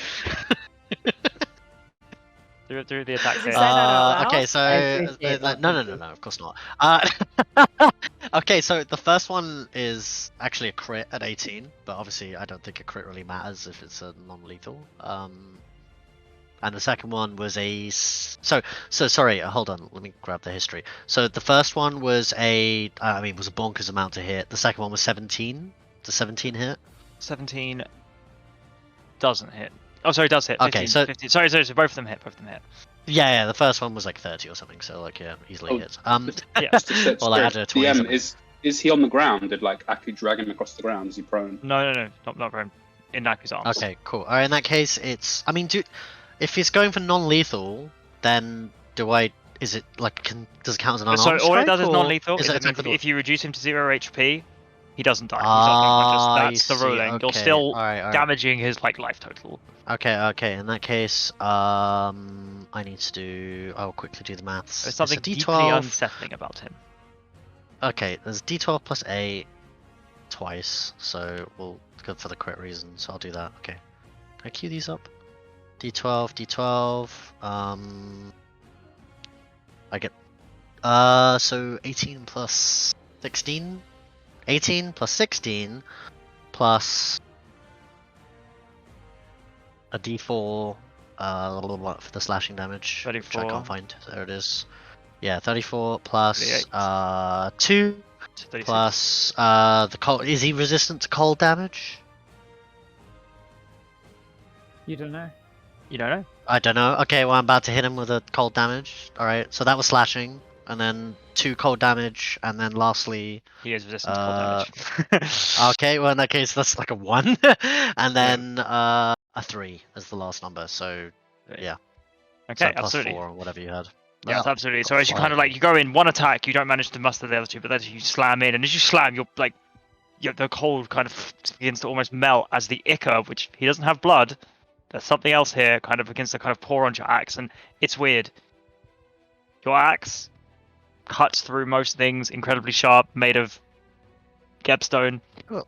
It almost sizzles a tiny bit, and you see bubbles emerging on the surface as the ichor kind of goes across it, as it doesn't quite Ooh. melt, but this is the closest it's ever come, and this is made of like ore from the fire elemental plane. Yeah. Cool. At the end of your go? Okay, so then I get another. Wait, hold on. So I have to do the other attack. So I'll do that real fast, and then I get an extra attack. But I rolled the whiz save on that. I got 15. Sorry, Failed. 18. Did that hit? Failed. Okay, cool. In that case, he gets like from the sheer vigor of the first one, swings again, misses. The final damage total is then throw on a 11 plus 4, which is 15, and then the final one, which is the cold damage. So what? I just cut this in half. Yep. Plus 3. Okay, so 15 plus 3. So 18. 18 damage. Cool. On top of the 18 damage you just did. Perfect. Okay, great. Could you make a intelligence saving throw for me? This is plus Aku's bonus, of course. Yeah. I love paladins; they're so good. That was a nat 20. Okay. I'll just leave it at that. As like kind of these creatures, wild thoughts go through your mind. Zug's always had a relatively clear goal and purpose, but the first time your mind is clouded, intrusive thoughts keep spreading wrong. You think about attacking Aku, you think about just leaving. You kind of shake your eyes for a moment, push through it, and keep attacking. Whatever attempted to cloud your mind failed. My ring. Kari's go. Kari is gonna stand up, and you see her pull out a relatively small dagger, smaller than the ones you saw before, and seemingly not magical. Gonna back away for a second, and is going to use her reaction to take the dodge action, and is gonna run under the stage towards this trapdoor, and is gonna use her action. Her bonus action disengage, her action to get up on top. So that's 1, 2, 3, 4, 5. Action to get up, and then another 10 feet of movement to run here. Cool. That's the end of Kari's go, as she is certainly attempting to leave whatever the fuck is going on here. Casadius, you see this. You see her kind of duck, dip, dive, and dodge out of this, merge through the trapdoor, kind of scurry up on stage, and begin running out to the side, just about to disappear behind the curtains. But it's your turn. With my Victor pace, someone remind me, does that double my movement speed, or does that just add like a Doubles certain... it, yes. Well, Is it +2 to AC? However, remember, currently running through this theatre, there are throngs of people still running. It's difficult terrain, probably for another round. That means I can still get 40 feet, mate. Yep. Because I have 40 feet regular Still movement. use your You could still use your extra action to dash as well if you wanted to. If I wanted to. So Casadius is going to run to here.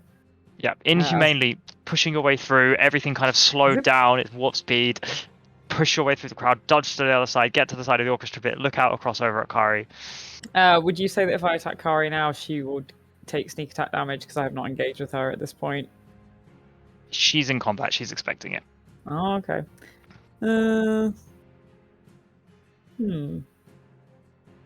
Is there like a banister around like the orchestral pit? Yes, there is. Can I use my bonus action to hide? Yes. Please make a I'll contest this against her just straight wisdom, so if you could make a Stealth roll? Stealth roll for me. 33. Fine. You guess. Yes. Yeah. Fine. Cass just like someone runs past him and he's just gone when she looks back. Yeah. Just, like Batman. Yeah. Absolutely. You can certainly have sneak attack now. Okay, so he's gonna go with a sneak attack with his hand crossbow. That's a 31 to hit. 31 does hit. Amazing. Wow. That's 36 points of damage against Miss Kari, please. Okay, as Kari's running out, she's just about to dive behind. You see her like looking back, and as she looks back, this bolt takes it right. You see it kind of go through, like in one cheek, down, go through her crossbow a little bit, kind of just grazes down. And you see her kind of, her like whole body shifts as the force of the crossbow like pushes her neck, and she kind of turns around. You see kind of a mask of like scars and bleeding here, and kind of it's gone in here, and it's kind of just sticking out from her shoulder blade. There's a lot of damage on an elf. Since there's no way he's gonna get another sneak attack, Cass is just gonna yell across the hall. Next time, just don't threaten my parents, and I wouldn't be doing this to you. And then he's just gonna level the crossbow again. Okay, I think you get one attack, or you don't. You need your bonus action. So, haste, isn't it? Or is it yes, sorry, you do absolutely. So 26 to hit. 26 hits. Ignore the sneak attack damage on this, so it's just another 11 again. 11. Okay, again, this one not quite as well aimed. She's kind of staggering a little bit off it. Yeah, again, kind of just kind of glances off the thigh, but you see it's quite a deep cut, even if it's pushed out to the side, and you see she kind of stumbles, and her dress is now a much more deeper shade of crimson, as if she's beginning to bleed from her shoulder, her face, and her thigh. Amazing. It's a lot of damage. Yay. Okay. It is, however, these guys' turn, and they've seen Kari be attacked. Cecil was questionable. Kari is not. So they are going to whip out. They're going to reach down, presumably where they would have hidden once crossbows. Not there anymore. needs to run down the stairs to engage with you. Love it. So they are gonna That's unlucky, on the guys. side here. They are gonna use all their movement to get down the bottom. Duped by the world's sexiest paladin. Here and here. And then they're gonna, I guess, have to take their bonus action dash because they're gonna draw their swords. One of them's gonna run over to Casadius. The other one is gonna stand here, and the other two are going to. One is going to stand here to guard Kari. The other one's going to make their way downstairs to start trying to. To make their way to the edge of the pit and look down, and you can see them kind of take a sword out and ready. That turn is negated, partly because they can't fire crossbows down at your Barnes. Right. Do I have line of sight upon Kari at the moment? Not at this angle. That's quite a steep orchestra pit, as I'm sure you know. The back of the orchestra pit? Is there a chance? Can we like clamber up? I would say if you want to clamber up, it will take your movement to clamber up, but you will have line of sight of Kari. Yeah. Okay. So I'll use my movement to do that. Get about here probably. Yep. Okay. My bonus action. I want to use Hexblade's Curse. Okay. So here's packed weapon. You mean Packed Hexbard's Curse. Yeah, a kind of thin kind of red beam is just gonna briefly flash between the tip of his sword and her. So that gives me a +5 to damage rolls against her. I crit on a 19 or 20 and I regain some HP if she dies. Very cool, wonderful. I'm gonna cast 3 beams of Yald Eldritch Blast upon her. Okay. Bard Blast, I mean. Okay, these are at disadvantage as each of the kind of red gem kind of glows ever so slightly when you fire these. Okay. So that is with a +5. My spell attack's 11. So that's 18 + 5, 23 for the first one. So 23. She is going to use her reaction after that. This hits to use nimble dodge, and she is going to. He moves 15 feet. Ooh. She's a waste man, bruv. So 15 feet. That's not what I want. 1, 2, 3. So she can move here. That's her reaction, yeah? That's her reaction. Okay, do we still have line of sight in that doorway? I'm going to give her. Cover? I'm going to give her half cover. Okay, cool. The first one hits, no problem at all. Okay, so that's another 23 for the second. 23. What half cover? It's half cover 4 or 5 AC. I'm not sure. Doesn't matter. I'm going to say it's 5, but it hits because that's her AC. Okay. And then the So third 23 is now her AC. And the third one definitely hits because it's like 27 or something. Okay, cool. All 3 of them hit. So even as she kind of moves and dodges out the way, each 3 of the beams fans out, slams into her back as she's running. Okay, so each one is a D10. So the first one, she used nimble dodge, but it still does damage? Yes. It's just when a target by an attack dodge out of the way, causing the attack to... Oh no, sorry, causing the attack to miss and move 15. So first one misses entirely, Okay, so second 2 damage. Damage. Okay. So that's 19 for the second one. 19. Yep, great. And that is 16 for the third one. 16. Okay, Kari is still alive. As she kind of like scorches up her back, you see her shamble into this other room. Zug and Aku, you see a blood-soaked, burnt dress kind of working. Kari's face is a lattice work of cuts at this point, kind of bleeding down, not looking particularly healthy. And she kind of stumbles in. She takes a step back upon seeing both of you and Cecil. Right, is talk enough reaction? Can we do a Kolkor, get her? Yes. Right. So for his turn, so are there people at the front? Is it still rough terrain up here? Yes, it is. With the orchestra and the crew moving. Okay, so he's kind of... I think he has 30 feet of movement. 40 feet of movement. Oh, I've lost my measuring stick. So he can move 20, I'll do it. The tool is gone. Can you see mine? Yeah, I can. So I guess he can only really get in range of their person. Yeah. So I guess he's just going to take 3 punches at that kiddo. Yeah. Cool. So that I don't think will hit. That's 3 plus 6. Nope. That's 12 to hit. Yeah. Nope. Okay, that's a natural 19, so that's gonna be like That hits. 19 here. CAC here. 19 CAC, and that's a natural 17, so that will also hit. Cool. So just roll damage real fast here. So that's 3 plus 9, 12, then 12, and then 19 points of necrotic damage total. 19. Okay, absolutely. So as each one of the threats, kind of like, as he kind of like, this assassin kind of takes a step back, kind of hood falling off, and he's quite scared, looking up at Kokoro. Kokoro slams down each punch and each kind of elbow slamming in. So these are bite attacks, actually. Oh, He's bite trying attacks, to sorry. snack on Yeah, them. he's trying to like Oh, snack, kind of the ouch, fangs sink in, and you see the kind of poison and the combination of like the sickly saliva kind of licking down, mingled in with blood, as he kind of like and kind of pushes Kokoro off barely. All right, cool, good. Right, cool. It is Cecil for Tom's go. Ascor, Aku, and Zug. Could I have wisdom saving throws from you all? But I am in another room, sire. For a Are wall. indeed. Ascor, you can roll at disadvantage too. Plus, What? how much is Aku? 5? 5, Or yeah. Yeah, Sorry, so in one that case second, I'm guys. 21. 21 as well. 21 as well. I remember what I'm rolling. Right. Wisdom saving throws. I'm saving for us. Cool.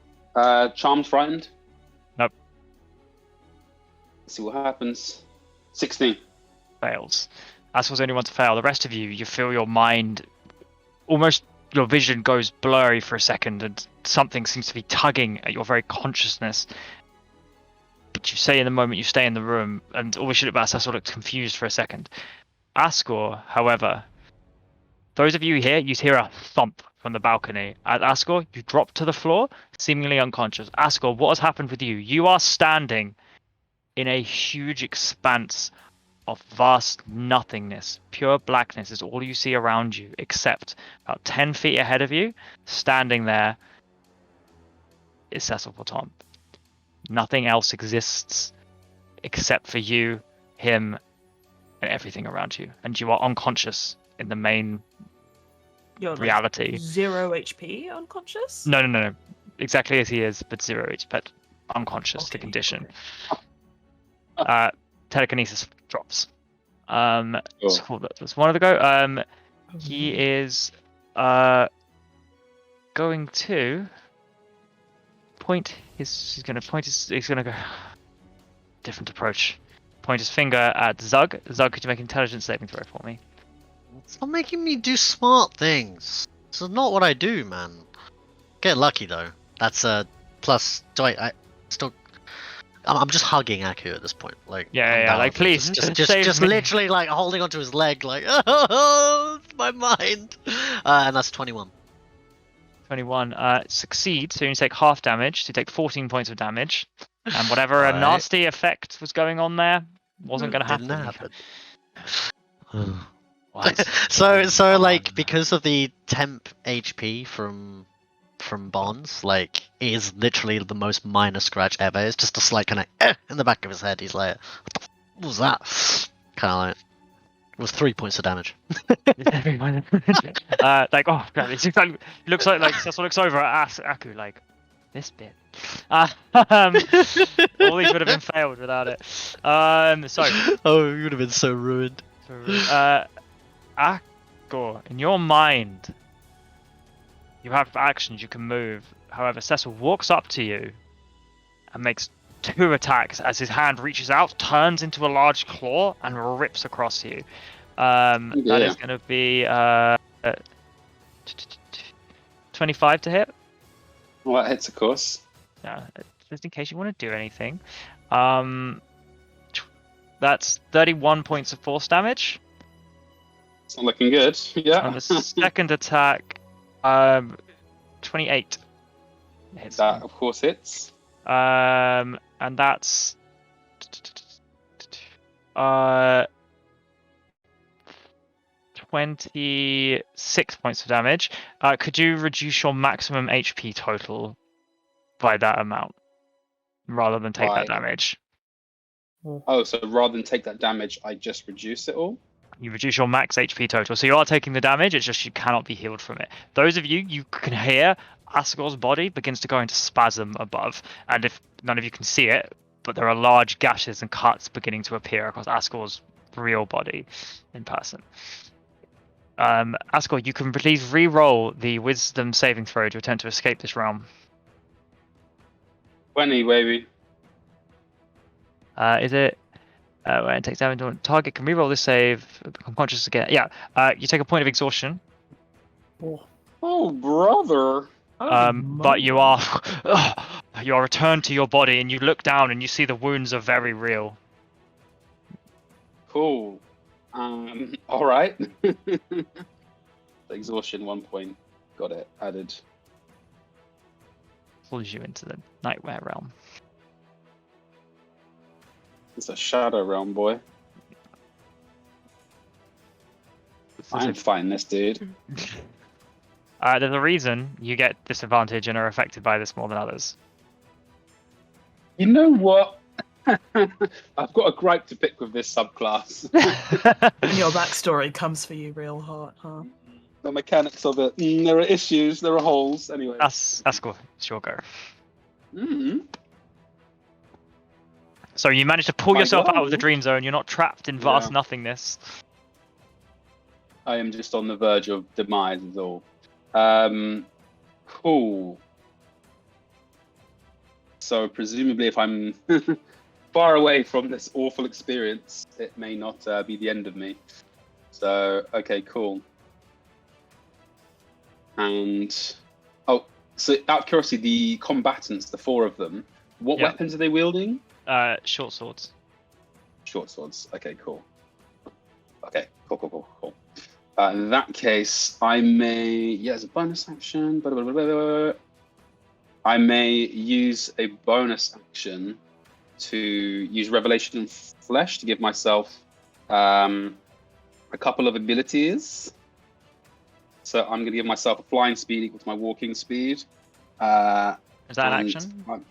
This is a bonus action. Right, cool. Give myself a flying speed equal to my walking speed. I'm going to spend another point to see invisible creatures, and I spend another one to escape restraints. So I'm just going to spend 3 points to do that, and I'm gonna hover out. I think to like, let's see what my movement's saying. Make it to there. Happily enough. It's a little risque. I may make it out to like here. Well, I mean, like, yeah, it's sort of just on the way there, I think. Yeah. On the way to flying down to the ground, I'm going to cast a spell as an action. I'm going to cast, what's it called? Synaptic Static. It's 5th level. On. In fact, can I see Kari now that the what's it called? I will The say curtain's with gone. Kolkor in front, with this guy here and Kari around the door, not with the angle you're at. What about on the way while I'm moving from A to B? Less likely. You're basically giving more. The further you are, the more likely you are, but not at that angle. Like, Okay, with Kolkor on the way. Yeah. Cool. In that case, I'm going to cast Synaptic Static. And I'm going to cast it, which is a 20-foot sphere. And I'm going to cast that so it affects... basically, so it affects these 3, but it doesn't hit Kolkor, so it's going to be like somewhere around here to catch these guys without affecting Kolkor. Okay, cool. Go for it. So just these 2, right? That's the 3 of them, so to get her as well. Sorry. Yeah, so that should be a intelligence saving throw for those guys. Yep. Intelligence is okay. Natural 20 for one of them. 18 and 17. And okay, cool. Guess not. So what was I gonna say? What's my DC? So my DC is 18. So 1 fails. The other 2 succeed. Who failed out of curiosity? Let me just check what So Kari on any of those rolls would have succeeded. So Kari succeeds. I will say this one here failed. No, it's this one here because thematically he's fucking terrified of cold core. Cool. So they're going to take 8d6 damage, and the savers are going to take half as much. So let me roll that out. That is 32 damage, like 16 for whoever. Okay, so this guy takes 32. Saves. Yeah, and minus 16. Okay, And which guy was it? There's still psychic damage, by the way. And which guy was it that saved? That failed, sorry. That one this failed. one here. So that guy has muddled thoughts for 1 minute. So he basically subtracts a d6 from attack rolls, ability checks, and concentrations and spells. Great. Okay. And I'm gonna go prone and hide once more. You're floating in the middle of nowhere. Oh, it was on the way down to. Okay. So, you're gonna duck behind the chair. Okay. Exactly. Cool. Yeah, but you kind of land on the floor like duck. And looking up, you see this tall, unknown man who's standing as everybody else is running away. And for the briefest, he's gonna drop the illusion to reveal the form of Silas Briarwood. What? What? What's Count Daddy doing here? He's gonna fold his arms, looking at the three closest members to him, kind of peering over, look down at Ascor, go over at Barnes and Hayden. Face still a little bit of thunder and angry. I think somebody's been lying to me about if they can help me or not. So final chance. And that's going to be the end of his go. Hayden. What did we promise this guy again? To resurrect his Resurrect dead his wife. dead wife who's been dead for like 100 years. Ah, She's been for like 10 play, years. play him a song on the tiniest Ah. violin. Come on. He missed his wife. Come on. And you guys said that you couldn't bring them back together, but he's sitting here with Kari. And some people might not be dead. Or he thought they were alive, but Kari thought they were dead. I'm still in a disguise, and he hasn't seen Aku. No, but he may very well have heard from Kari. Anyway. And he can smell you, Hayden. Ew. Okay. Look, I've got No, a Hayden, question. he has seen you. Saw you when Vamp you Daddy went to knows talk your to him. scent. I've got a question for you, Exactly. Jamie. You guys have literally gone to see him in the past day. Yes. Oh, the past 3 weeks. Hello. When we ransacked the boat, we acquired some fireball orbs. Do they function the same way as the fireball spell? Yeah, they absolutely do. Okay, cool. I'm gonna throw some. Fireball necklace, right? there was some Necklace of fireballs. fireballs. Yeah, I think so. I think we they were embedded in a trap, and we disarmed the trap and took the orbs from the trap. So,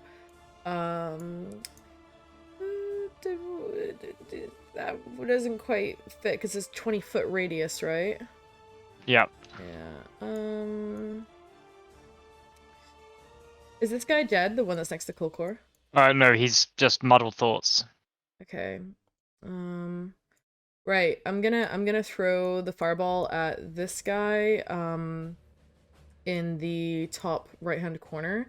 And I'm gonna try to throw it so it gets this guy that's next to Casadius, but doesn't hit Casadius. Oh, I mean, Okay. I'm a tiefling. I'm fire resistant. You could risk it. Oh, perfect. Easy. Okay, cool. Easy. The Okay, Coco's a devil. He's from So the house. you want to He's get fine. these two, right? Yes, please. Yeah. Go for it. They'll both make dex saving throws. Yeah. Each creature within a 20-foot radius must make a dexterity saving throw. Target takes 8d6 fire damage on a failed save. Yep. Got it. They both roll under 10. 15 and 12. Lol. How do I know what the save DC is? Is that just my spell DC, or is it my dex? I'll look up the necklace. No, Necklace of Fireballs has its own DC, which is essentially what this is now. DC 15. Okay. So they both failed? Did I say 12 and 15? No, one succeeds, one fails.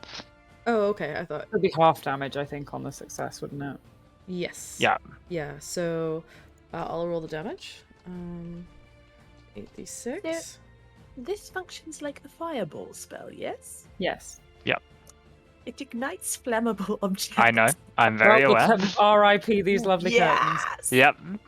I'm setting the theater on fire. Okay, so the one who failed the save Let's not takes. burn the establishment down. We have friends Oh, here. I will say you using your you were a little bit shy because you did not want to burn Casadia. So that one has a slightly easier time jumping away and is just mostly scorched compared to the other one who is engulfed in fire. However, as up goes the wooden stage, up goes the curtains, the bits of the orchestra, whatever is left, the chairs, this entire area, I gotta put a red circle on it, is now covered.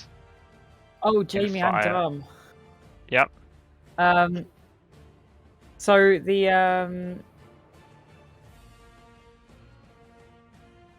the guy ran in front of me, and that was where his turn ended, right? Yep.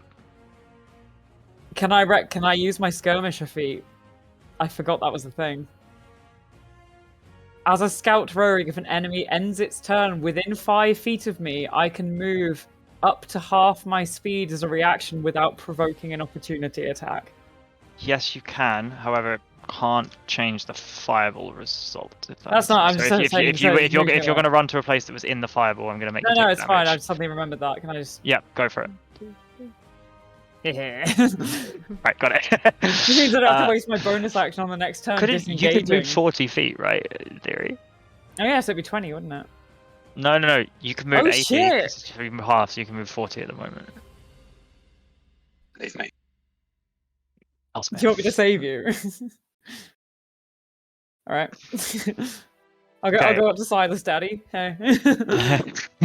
I don't know you, but hey. Wink. Hey. Cool. Okay, so I've thrown the fireball as my action. 31 that's points. your bonus action because you are a rogue and it is an object that you have used. Yeah. Oh. I thought using an object was an action. For every class other than a rogue. So does that mean I can use 2 objects? Is that the then? case, Luke? As for a thief rogue, you have fast hands ability. You can use items as Oh, a apologies. bonus action. It's just a thief rogue then. I don't want to do the class thing. Sorry. I don't have that ability, so No, I think... sorry, my bad. Yeah, so my action was using the fireball. My bonus action, I'm going to summon Shadowblade, and throw it at the guy who took the most damage. See if I can take him down. So that's 2d8 psychic damage. Okay, I'm just trying to fix my thing. This guy wait. here is one. Sorry, in the fireball, or this guy over here is taking the most damage next to Colcore. Oh no, the one in the middle, the fireball that I just hit. I can't see the guy who's behind Colcore, so I wouldn't know how much damage he's taken. I'm casting that at 3rd level. 3rd level. Okay, sure. What's the saving throw? I think I rolled an 8. So I think I failed most things other than maybe Dex.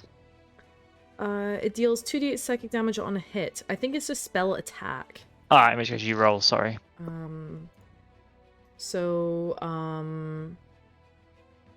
Do I just roll a normal attack and then plus 8? So 1d20 plus 8. Oh, does a 16 hit? 16 doesn't hit, no. So as the shadow blade kind of whistles, the guy kind of manages to come to his bearings, rolling around in the fire and dodges it. It slams into the wall, and you see another flames begin to creep slowly up the wall. Okay, that's fine. Oh, Aaron, sorry, are you throwing the psychic, the shadow blade? Sorry. Yeah. Yeah, it's just a normal ranged attack, a normal thrown attack. So misses. Yeah. So if you used all your modifiers and stuff, like your attack bonus and stuff, then yeah. I just used 1d20 plus 8, which is my spell attack. Yeah, that sounds right. I don't think it is spell attack. I think it has a thrown property, the Shadow Blade. You can just throw it as a standard weapon. How do I calculate that then? It would just be your dex plus your proficiency. Yeah. Oh, dex plus proficiency, so that's plus 9. So that would be 17 then. So to clarify, you're using the bonus action to summon the sword. Mm-hmm. Attacking with it would be a different action.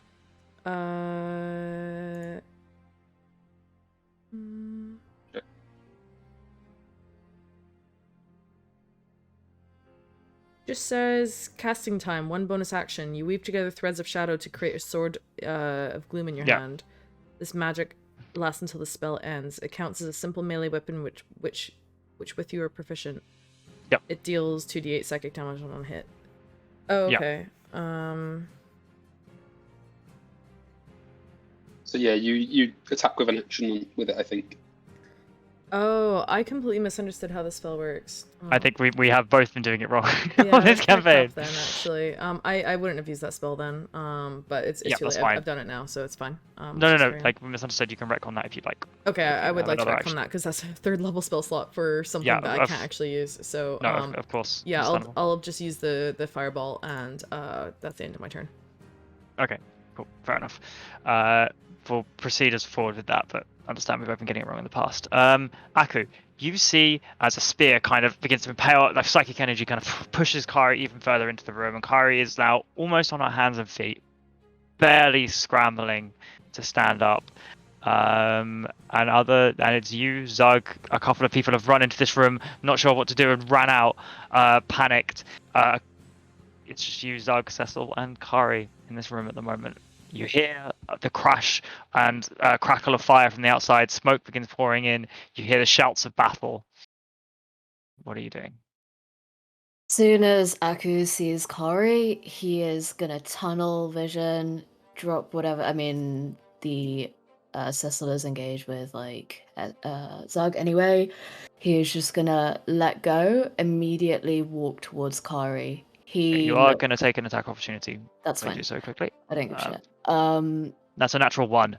Somehow, as you're like moving down, I will say, as he reaches for you, the claw kind of coming out, slam behind, your back turns into like bark as Lanharath seems to almost summon protects you and kind of rakes down it. You suffer no damage. Nice. So he looks pretty angry when he sees Kari, pretty smug that she's in bad condition, and he is probably gonna say something along the lines of, "You should have been more thorough." Spit on the ground, say something in a language that Kari probably doesn't recognize, but does understand as a slur of some sort, and Nice. attempt to Cancelled on him on Twitter. Yep. Yeah, and I'm gonna roll to attack. 28. 28 hits. I'm just gonna roll my second one as well while I'm here. Okay, 26. 6 hits. Okay,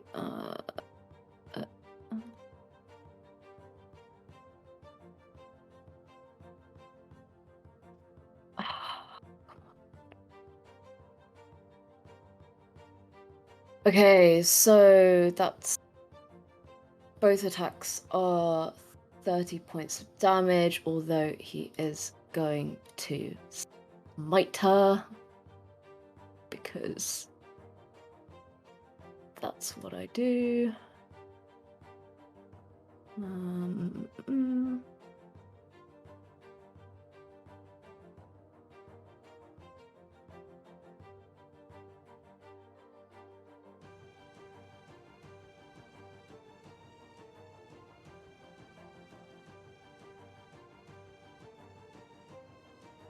Hell no.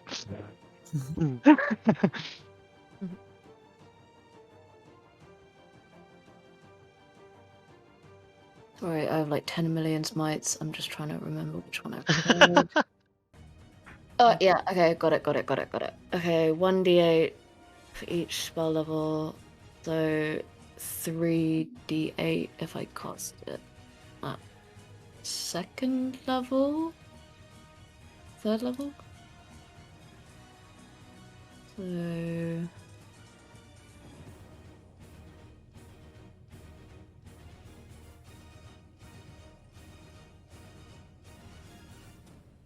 Six points of damage, so that's 36 points of damage.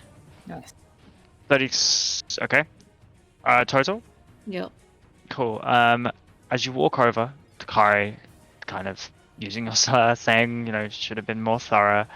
Her eyes meet up and meet yours, and there is pain, there is confusion, anger, all of the emotions rushing to her eyes. And Aku, how would you like to do this. Your first strike killed her, but I let you go on for the sake of Role play. destroying the body.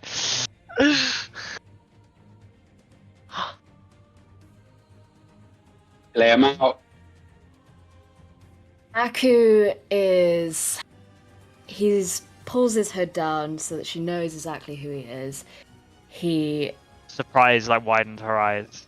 stabs her in the gut with his spear, and once she is dead, he kicks her body to the ground, crushes her windpipe, and keeps stabbing her.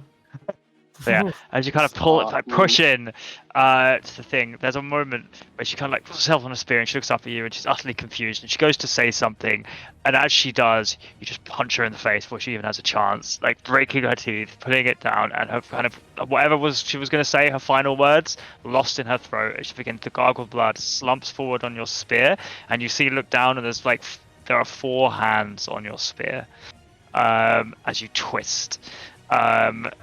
Pushing Kari down, beginning to stamp on her. Zug, you look over.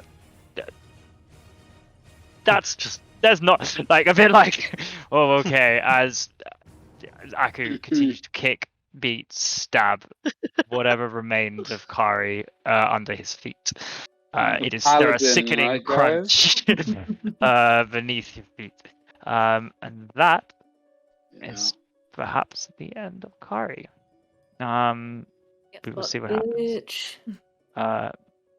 Cool. I think looking at the time, we'll probably run through one more round of combat, see where that leads us, and then end it there based on kind of how long these are taking. Everyone kind of okay with that? Cool. Yeah. Awesome. We will start off with Zug. I mean, Jesus, what more are they even to do? The guy who's standing near you is probably an issue. The guy right next to you. Oh yeah, of course. I thought he was dead for some with reason. Aku no longer standing next to you. Ah, shh. You drag him over to Aku. I know. Alright, fine. So 3 wisdom saving throws, right? Yep. With only your wisdom, no pluses. 20 on the first one?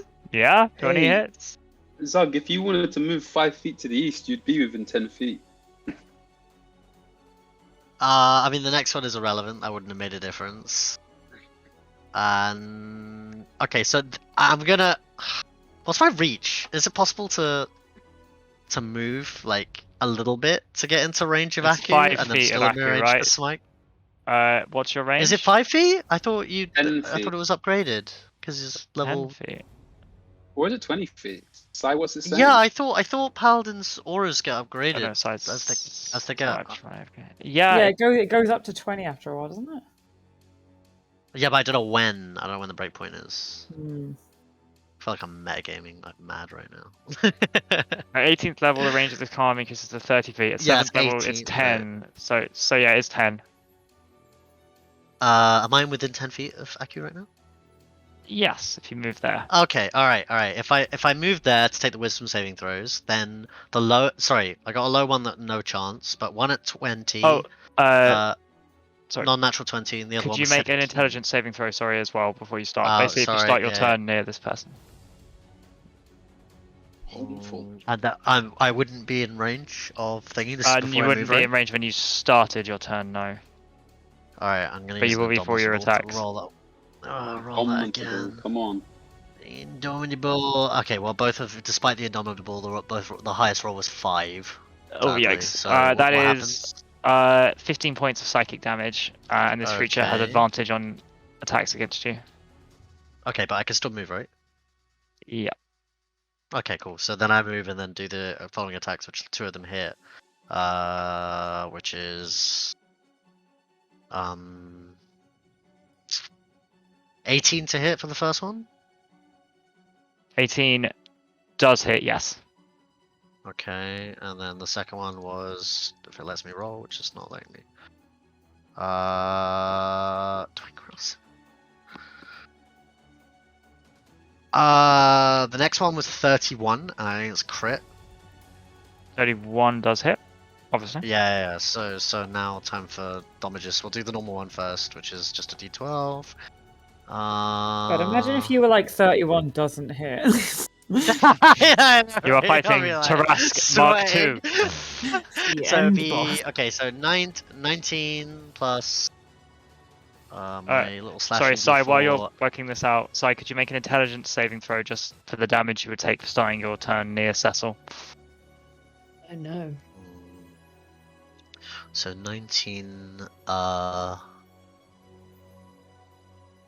Yeah, 19 plus 2 plus 1. So the basic hit is You succeed. 20. Yeah, so the basic hit is 21, and then I'm gonna do a quick one to check whether the crit second hit actually hits or not. It does not. Okay, that's fine. Then I only have to roll the once. In that case, that is a 11. That's 3 d20s by accident, by the way. No, It no, was but 13. 13 plus your modifier wow, of okay, I 5 got- I plus got whatever. It's fucking high. DC's a 19, I assume. You pass. No damage taken. 11 plus 11. So 22. 38 plus. Oh my lord! I literally just high rolled like 4 times in a row. 48, 50. 59 plus. So that's 61. Plus the cold damage, which is obviously going to be halved, is a 1. So, did I say 60, 61? So 62 in total. Jesus, okay. As kind of attention on is top of focused the on one that I just said, so it's like as he's almost 80 damage or something. as he sees Kari die, he kind of turns his back to you, which is a mistake because you swing your axe and it's almost an uppercut. You see the cut kind of start around his hip, go straight up, carve into his face, and you just see half his face begin to kind of like slip down, revealing like his skull underneath. Like the whole thing comes down, and you see like big indents here, and he just turns to you. His eye begins to lift the socket, flashing ever so slightly red, face peeling off, skin kind of going, and revealing kind of an amorphous kind of ooze kind of between his skin and his bones, and nothing else internally. That did a shit ton of damage to him, but he is still standing. I want to say, I Why? straight up rolled out of my d12s. I rolled 3 11s. Jesus. Utterly absurd. Wow. amount Are of you luck for remembering that your one. crits, by the way? I don't know what you rolled, but you remember. Yeah, you no, Yeah, it yeah, is. yeah. I get another d12 plus savage attacker d12, and then on top of that I get to attack again, but that one missed. So it's Disgusting. like, Okay, it's disgusting amount of crit damage. if there's nothing else on Zuck's turn other than maiming my Yeah, NPCs, just fucking absolutely Yeah. maiming this man. Yeah. Thaddeus. Oh. Standing next to Asgore, who's on the ground. You notice Asgore hasn't taken any damage to what you've seen, but he is covered in scars and bleeding. Is he just Count Daddy. unconscious? He's not unconscious, no. No. As Count Daddy is standing up, looking around, surveying, and you can see half the theatre beginning to burn down.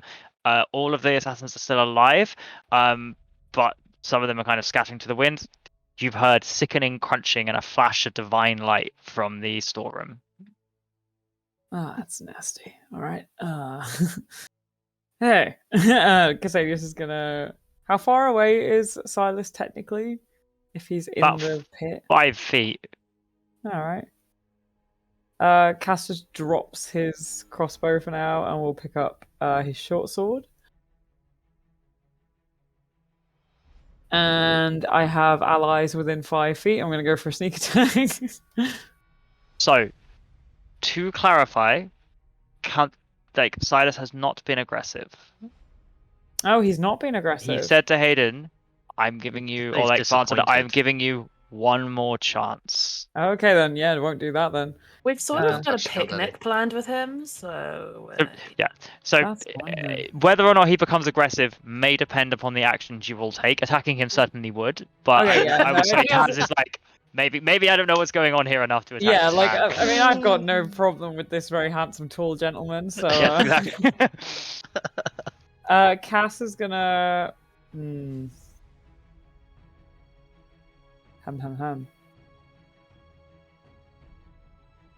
I mean, the guard dudes are still up, right? Yes, these are all still alive. Okay, Cass is Some of them gonna- barely. How are they looking? Yeah, how are they looking, dude? They're all below half health. All of them. Is any one of them looking particularly fucking terrible? This one behind Colcourt here. Excellent. And Cogmore. Cass will use his bonus action to duck down, then to hide so that these dudes can't see him. I think with a reliable talent, I think you just do it. Like, you can roll, because I Yeah. want to see what it is. But Stealth? that's a natural 1 still, but 25. Yep, you succeed. Yeah. He falls on his face. He's distracted by Silas and falls on his face, but he's hidden, so it's fine. Yeah. Uh, It's completely silent. Like, you just Yeah. fall like... And then his hand just comes back up, and his head then just follows after, and he peeks over the top, and he's gonna shoot this guy up here. Okay, cool. So it's gonna be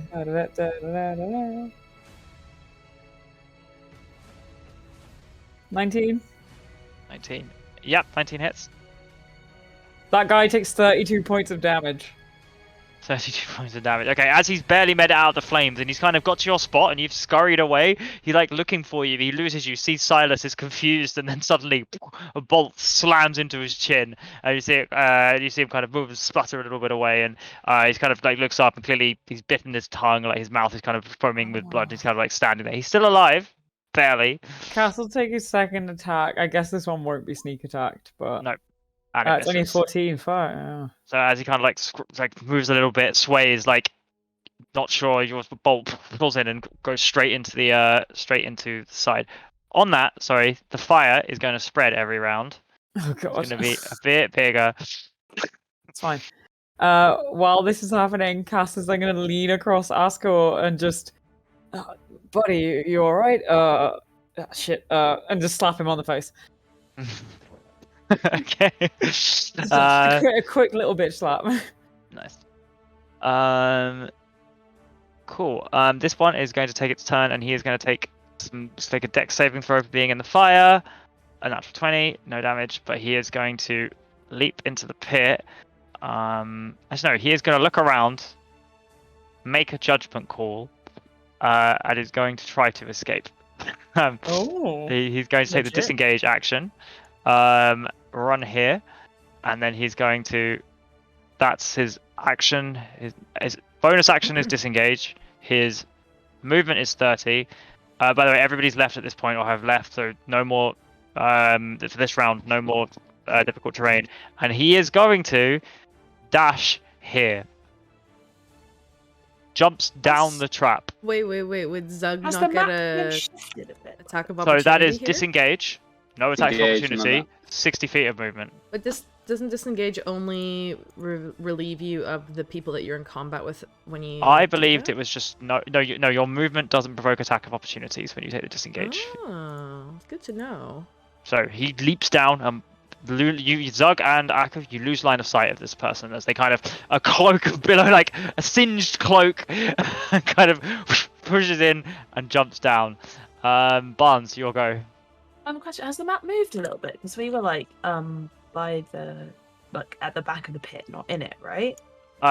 Does it look that way? Like it No, shifted? Hayden should be in it. You've jumped up the back of it. I think this is Yeah. correct. It looks like the whole map has shifted like 2 squares to the right, because the trapdoor was like back left corner of that room. Quite possibly. Let me.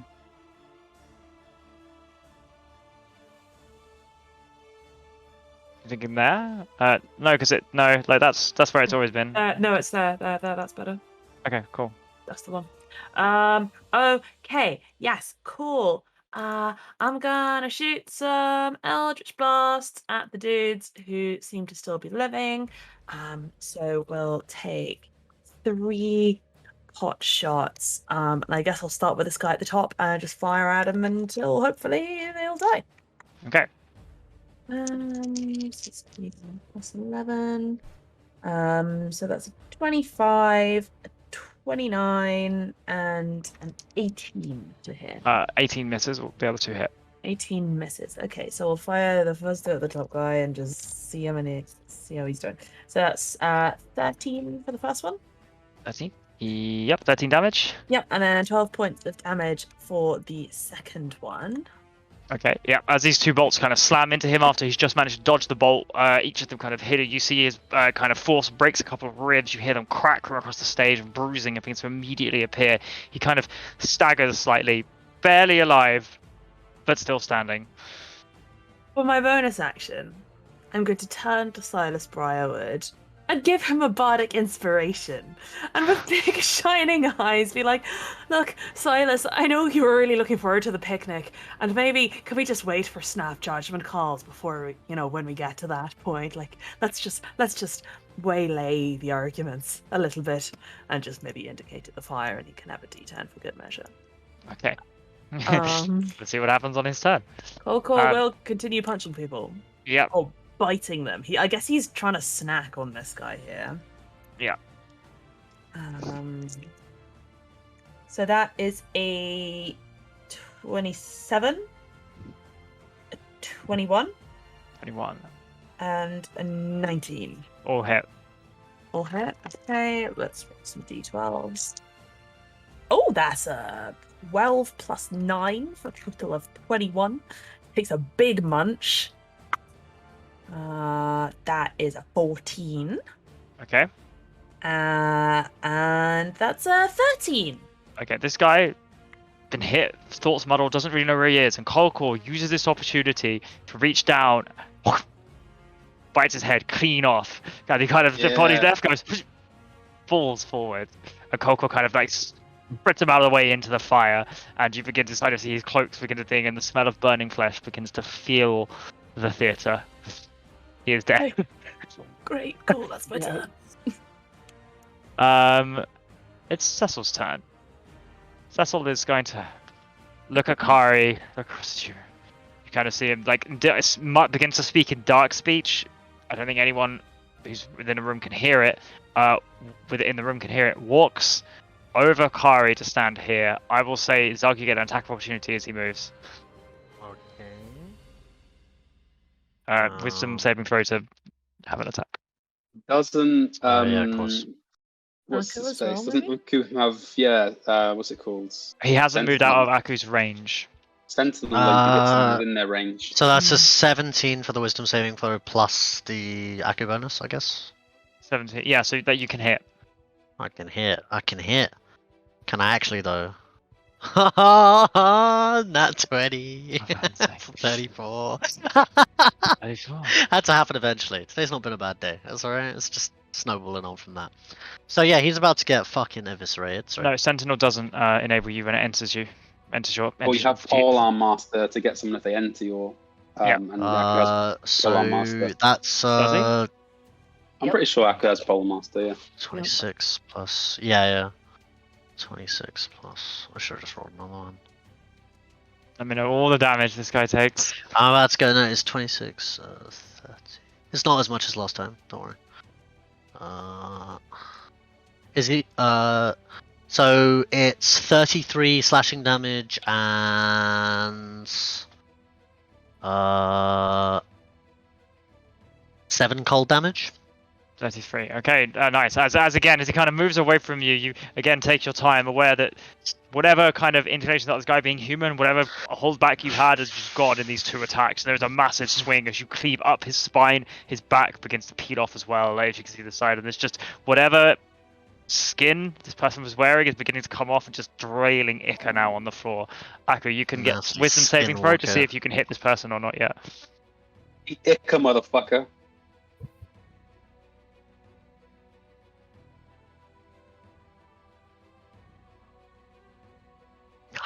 Skinwalker. 25. 25. Roll your attack. Come on. Come on. 20. 20 hits. 14 points of damage. 14 points of damage. Absolutely. 14 points of damage. He is still alive. But as he re-emerges, kind of poking out the door with Aku kind of spear sticking into him, there is little of Cecil Fortomp the man remaining. His body has been cut, carved, half his skull is on show with kind of a red eye flaring, black kind of ooze materializing around, being held in place but leaking on the floor. However, black tendrils emerge from him, and rush towards each of you. Could you all make wisdom saving throws for me? Every single person here. Yes. Everyone here.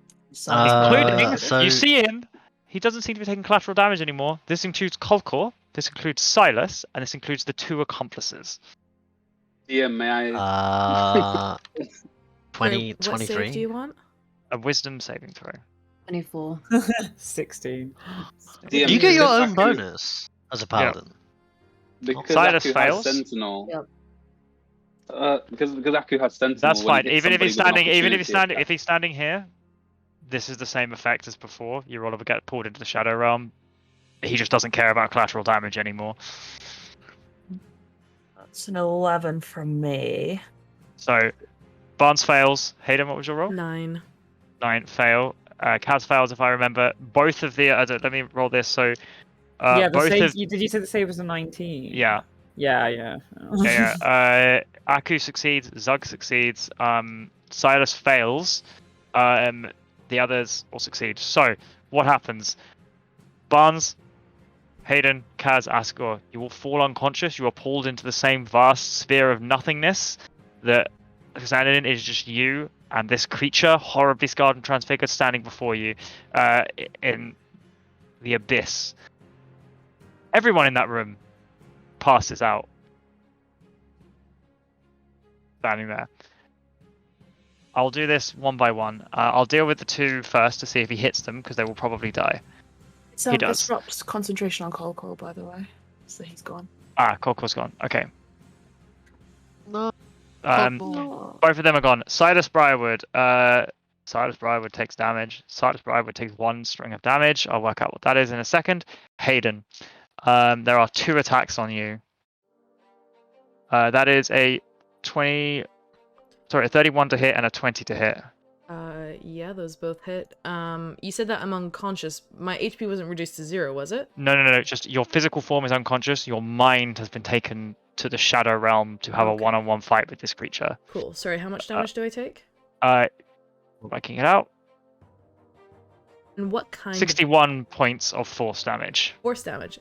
Luckily, I literally just bought a force resistance ring in the last session. Yeah. That is not damage though. That is max HP reduction by that amount. Ah.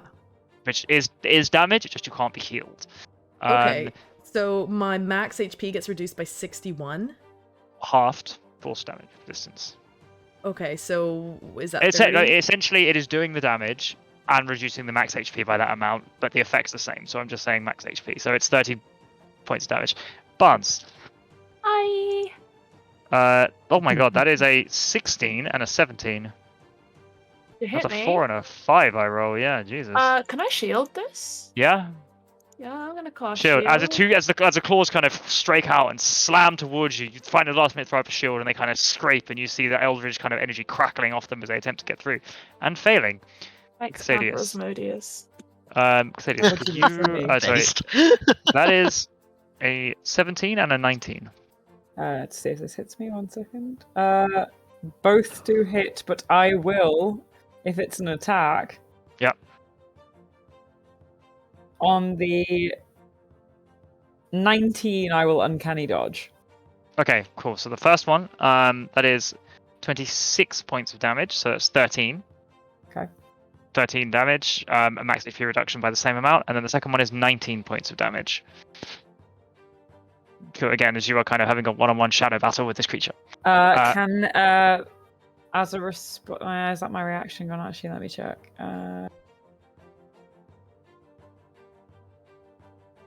One second. Yeah, that was my reaction. I can't do Hellish Rebuke, never mind. No, fair enough. Asgore, that is a 23 to hit and a 25 to hit. Cool. What was the initial saving throw I had to make? Sorry. Wisdom. Wisdom. Cool. Let's do that. Jamie, quick clarification. I had 11 12, points yep. of temporary HP, so with that max HP Yeah, reduction... it's the damage on the temporary, and then whatever's left is your thing. So it doesn't bypass temporary. Okay, so I should have 11 points more max HP than I... Yeah. Okay. Yeah. Thanks. Cool. Asgore, that is 35. Jesus. Okay, What was the- so I'm rolling 5d8s, which is why sometimes this is 11, and why sometimes this is this much damage. The 2 rolls to attack were 25 and 23. So those both hit. So that's it. Askell, you take 30. My maths is bad. 73 points of damage. Is that in one go or is that in 2 separate attacks. Cool. So I am unconscious. Okay. Cool. Fucking hell. Your eyes wink out, and you are returned to your body. Consciousness is Oh my God. returned, but you take a second point of exhaustion. Oh dear. This isn't max HP reduction, is it? It is, yes. There is, however, a condition.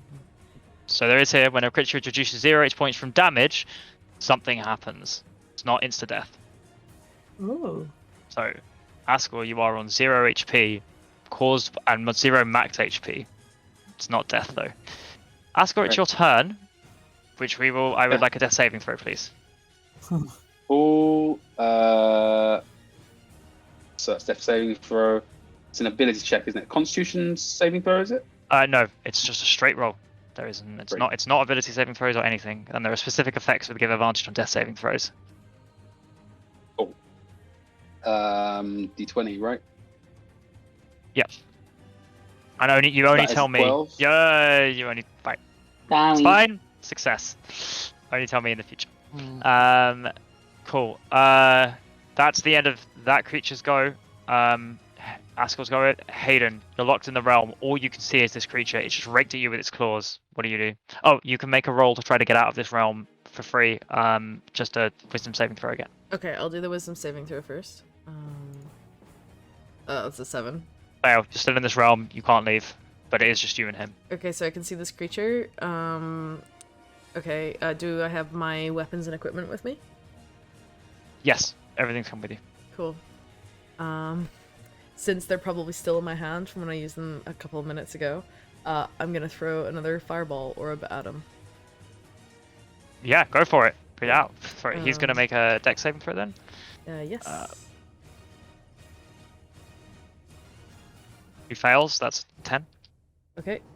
So that's 8d6 damage, which is 29 points of fire damage. 29 points of damage. He is he engulfed in flight. The flame is interesting because you think it would spread and illuminate this place, but outside of its immediate range, it just seems to be being snuffed out by the abyss of nothingness around you. However, he is engulfed by it. He didn't even seem to try to dodge it.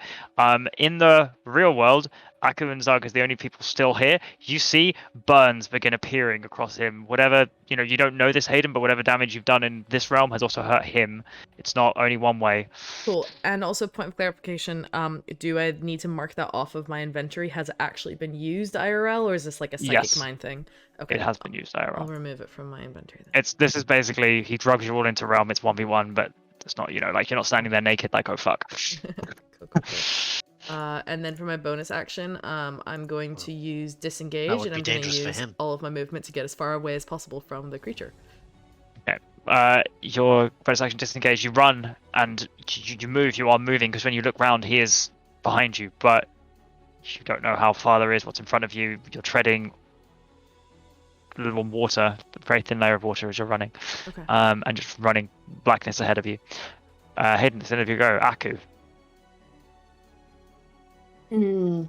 So I can just hit him, right? Yeah, he's just standing there. I'm gonna try it. What do I need to roll first? Wisdom? Yeah. With intelligence, sorry. Oh, intelligence check? Actually, Hayden, you should have done the same thing as well. Could both of you make intelligence saving throws? Basically, when you're near this creature, you'll take damage. 13. Natural 20. Okay, so Aku, you succeed. Hayden, you take 46. Hayden, in addition to the other damage, you take 13 points of psychic damage. 13 points. And is this And normal damage, not HP? Yeah, no max PP reduction. Okay, 13 points. 13 points. Okay, Aku, you're up. 17 to hit and then 28 to hit. Okay, 28 to hit. Awesome. Those all hit. Both of them hit. Both of them hit. Okay. Alright. 21, 31, 33. 33 points of damage, and that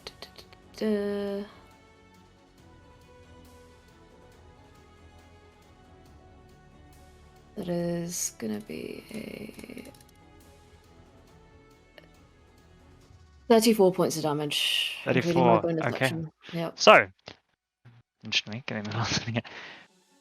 Whatever is left of this creature, the fireball carved off the rest, and it is an amalgamous thing. And you've fought similar things in the past, and you know somewhere in the center there is probably something vital, something key. You take a moment, you steady yourself. Whatever divine energy was left over from Kari, there's a glimmer of something in the center. And as you thrust your spear forward, Lanharath helping guide you, there is a tink and a crack. And something in the center of here breaks, and you see like a little tink as from the gem roller pay. The creature's form collapses in just a gallon of like this disgusting thing all around you, pushes on the floor, pushes out, return to liquid. The bones laying on the floor of what once perhaps was a skeleton man who is a skeleton of a man that has been taken over. All the rest of you, your consciousness is pulled back out, staring at this creature as it collapses in front of you as well. All of you in this realm take 1 point of exhaustion as you return. So that's Cathalius. Askel's already out. Barnes and Hayden. But this creature, Aku, is gone, dead, lying in front of you. The only member that is you see the two bodies of the class members lying there. You see Count Daddy return. Silas return. Official name. A kind of return, and there's like a raking scar across his like face as well. As seemingly this creature attacked him, and he kind of breathes a second as well. We will deal with the results of the end of this combat next session, as a class member has attempted to escape. You don't know if he was apprehended by the people you kept down there. Maybe somebody's questioned about what's going on. Silas is still to be dealt with. Are you in a position to fight a vampire, or are you going to talk to him? The theater is burning down. Where are you going? What is the result of Cecil's death? What has happened to Ascor? Ascor, your mind is not blank. We'll discuss exactly what is going through Ascor's mind next session. Your plan? Well, at least a little bit. You suspect that the assassins would have been a much bigger deal if they'd all got one round of combat off with bows, particularly if they decided to use sneak attacks. You managed to get Kari separated from Cecil. Cecil being actually taken out was somehow genius because his attack required line of sight, otherwise it was an area of attack, so you all would have been pulled into the Shadow Realm around early if you hadn't moved him. I don't think that was intended, but it saved a lot of people's lives. And yeah, a plan that went well, I think. Kari's dead. The aftermath's still to come, but well played, guys. Cecil could have been super dangerous. He kind of wasn't. You say through gritted teeth. Could have been a challenging combat. Could have been a few deaths there. And we will deal with the aftermath of all of this next session. But thanks very much for watching, guys. And it was quicker than I thought it was going to be. Zug deals a shit ton of damage, and trying to make him make wisdom saving throws to deal with it didn't actually help, because Aku just stands there and is like, you do you, buddy. Never being more than 10 feet away from Aku ever again. Who needs a ring of mind shielding when you've got an Aku? Alright. Oh Thanks for watching, guys. Bye bye. Thanks, everyone. And thank you again for Hannah for guesting. Hi guys.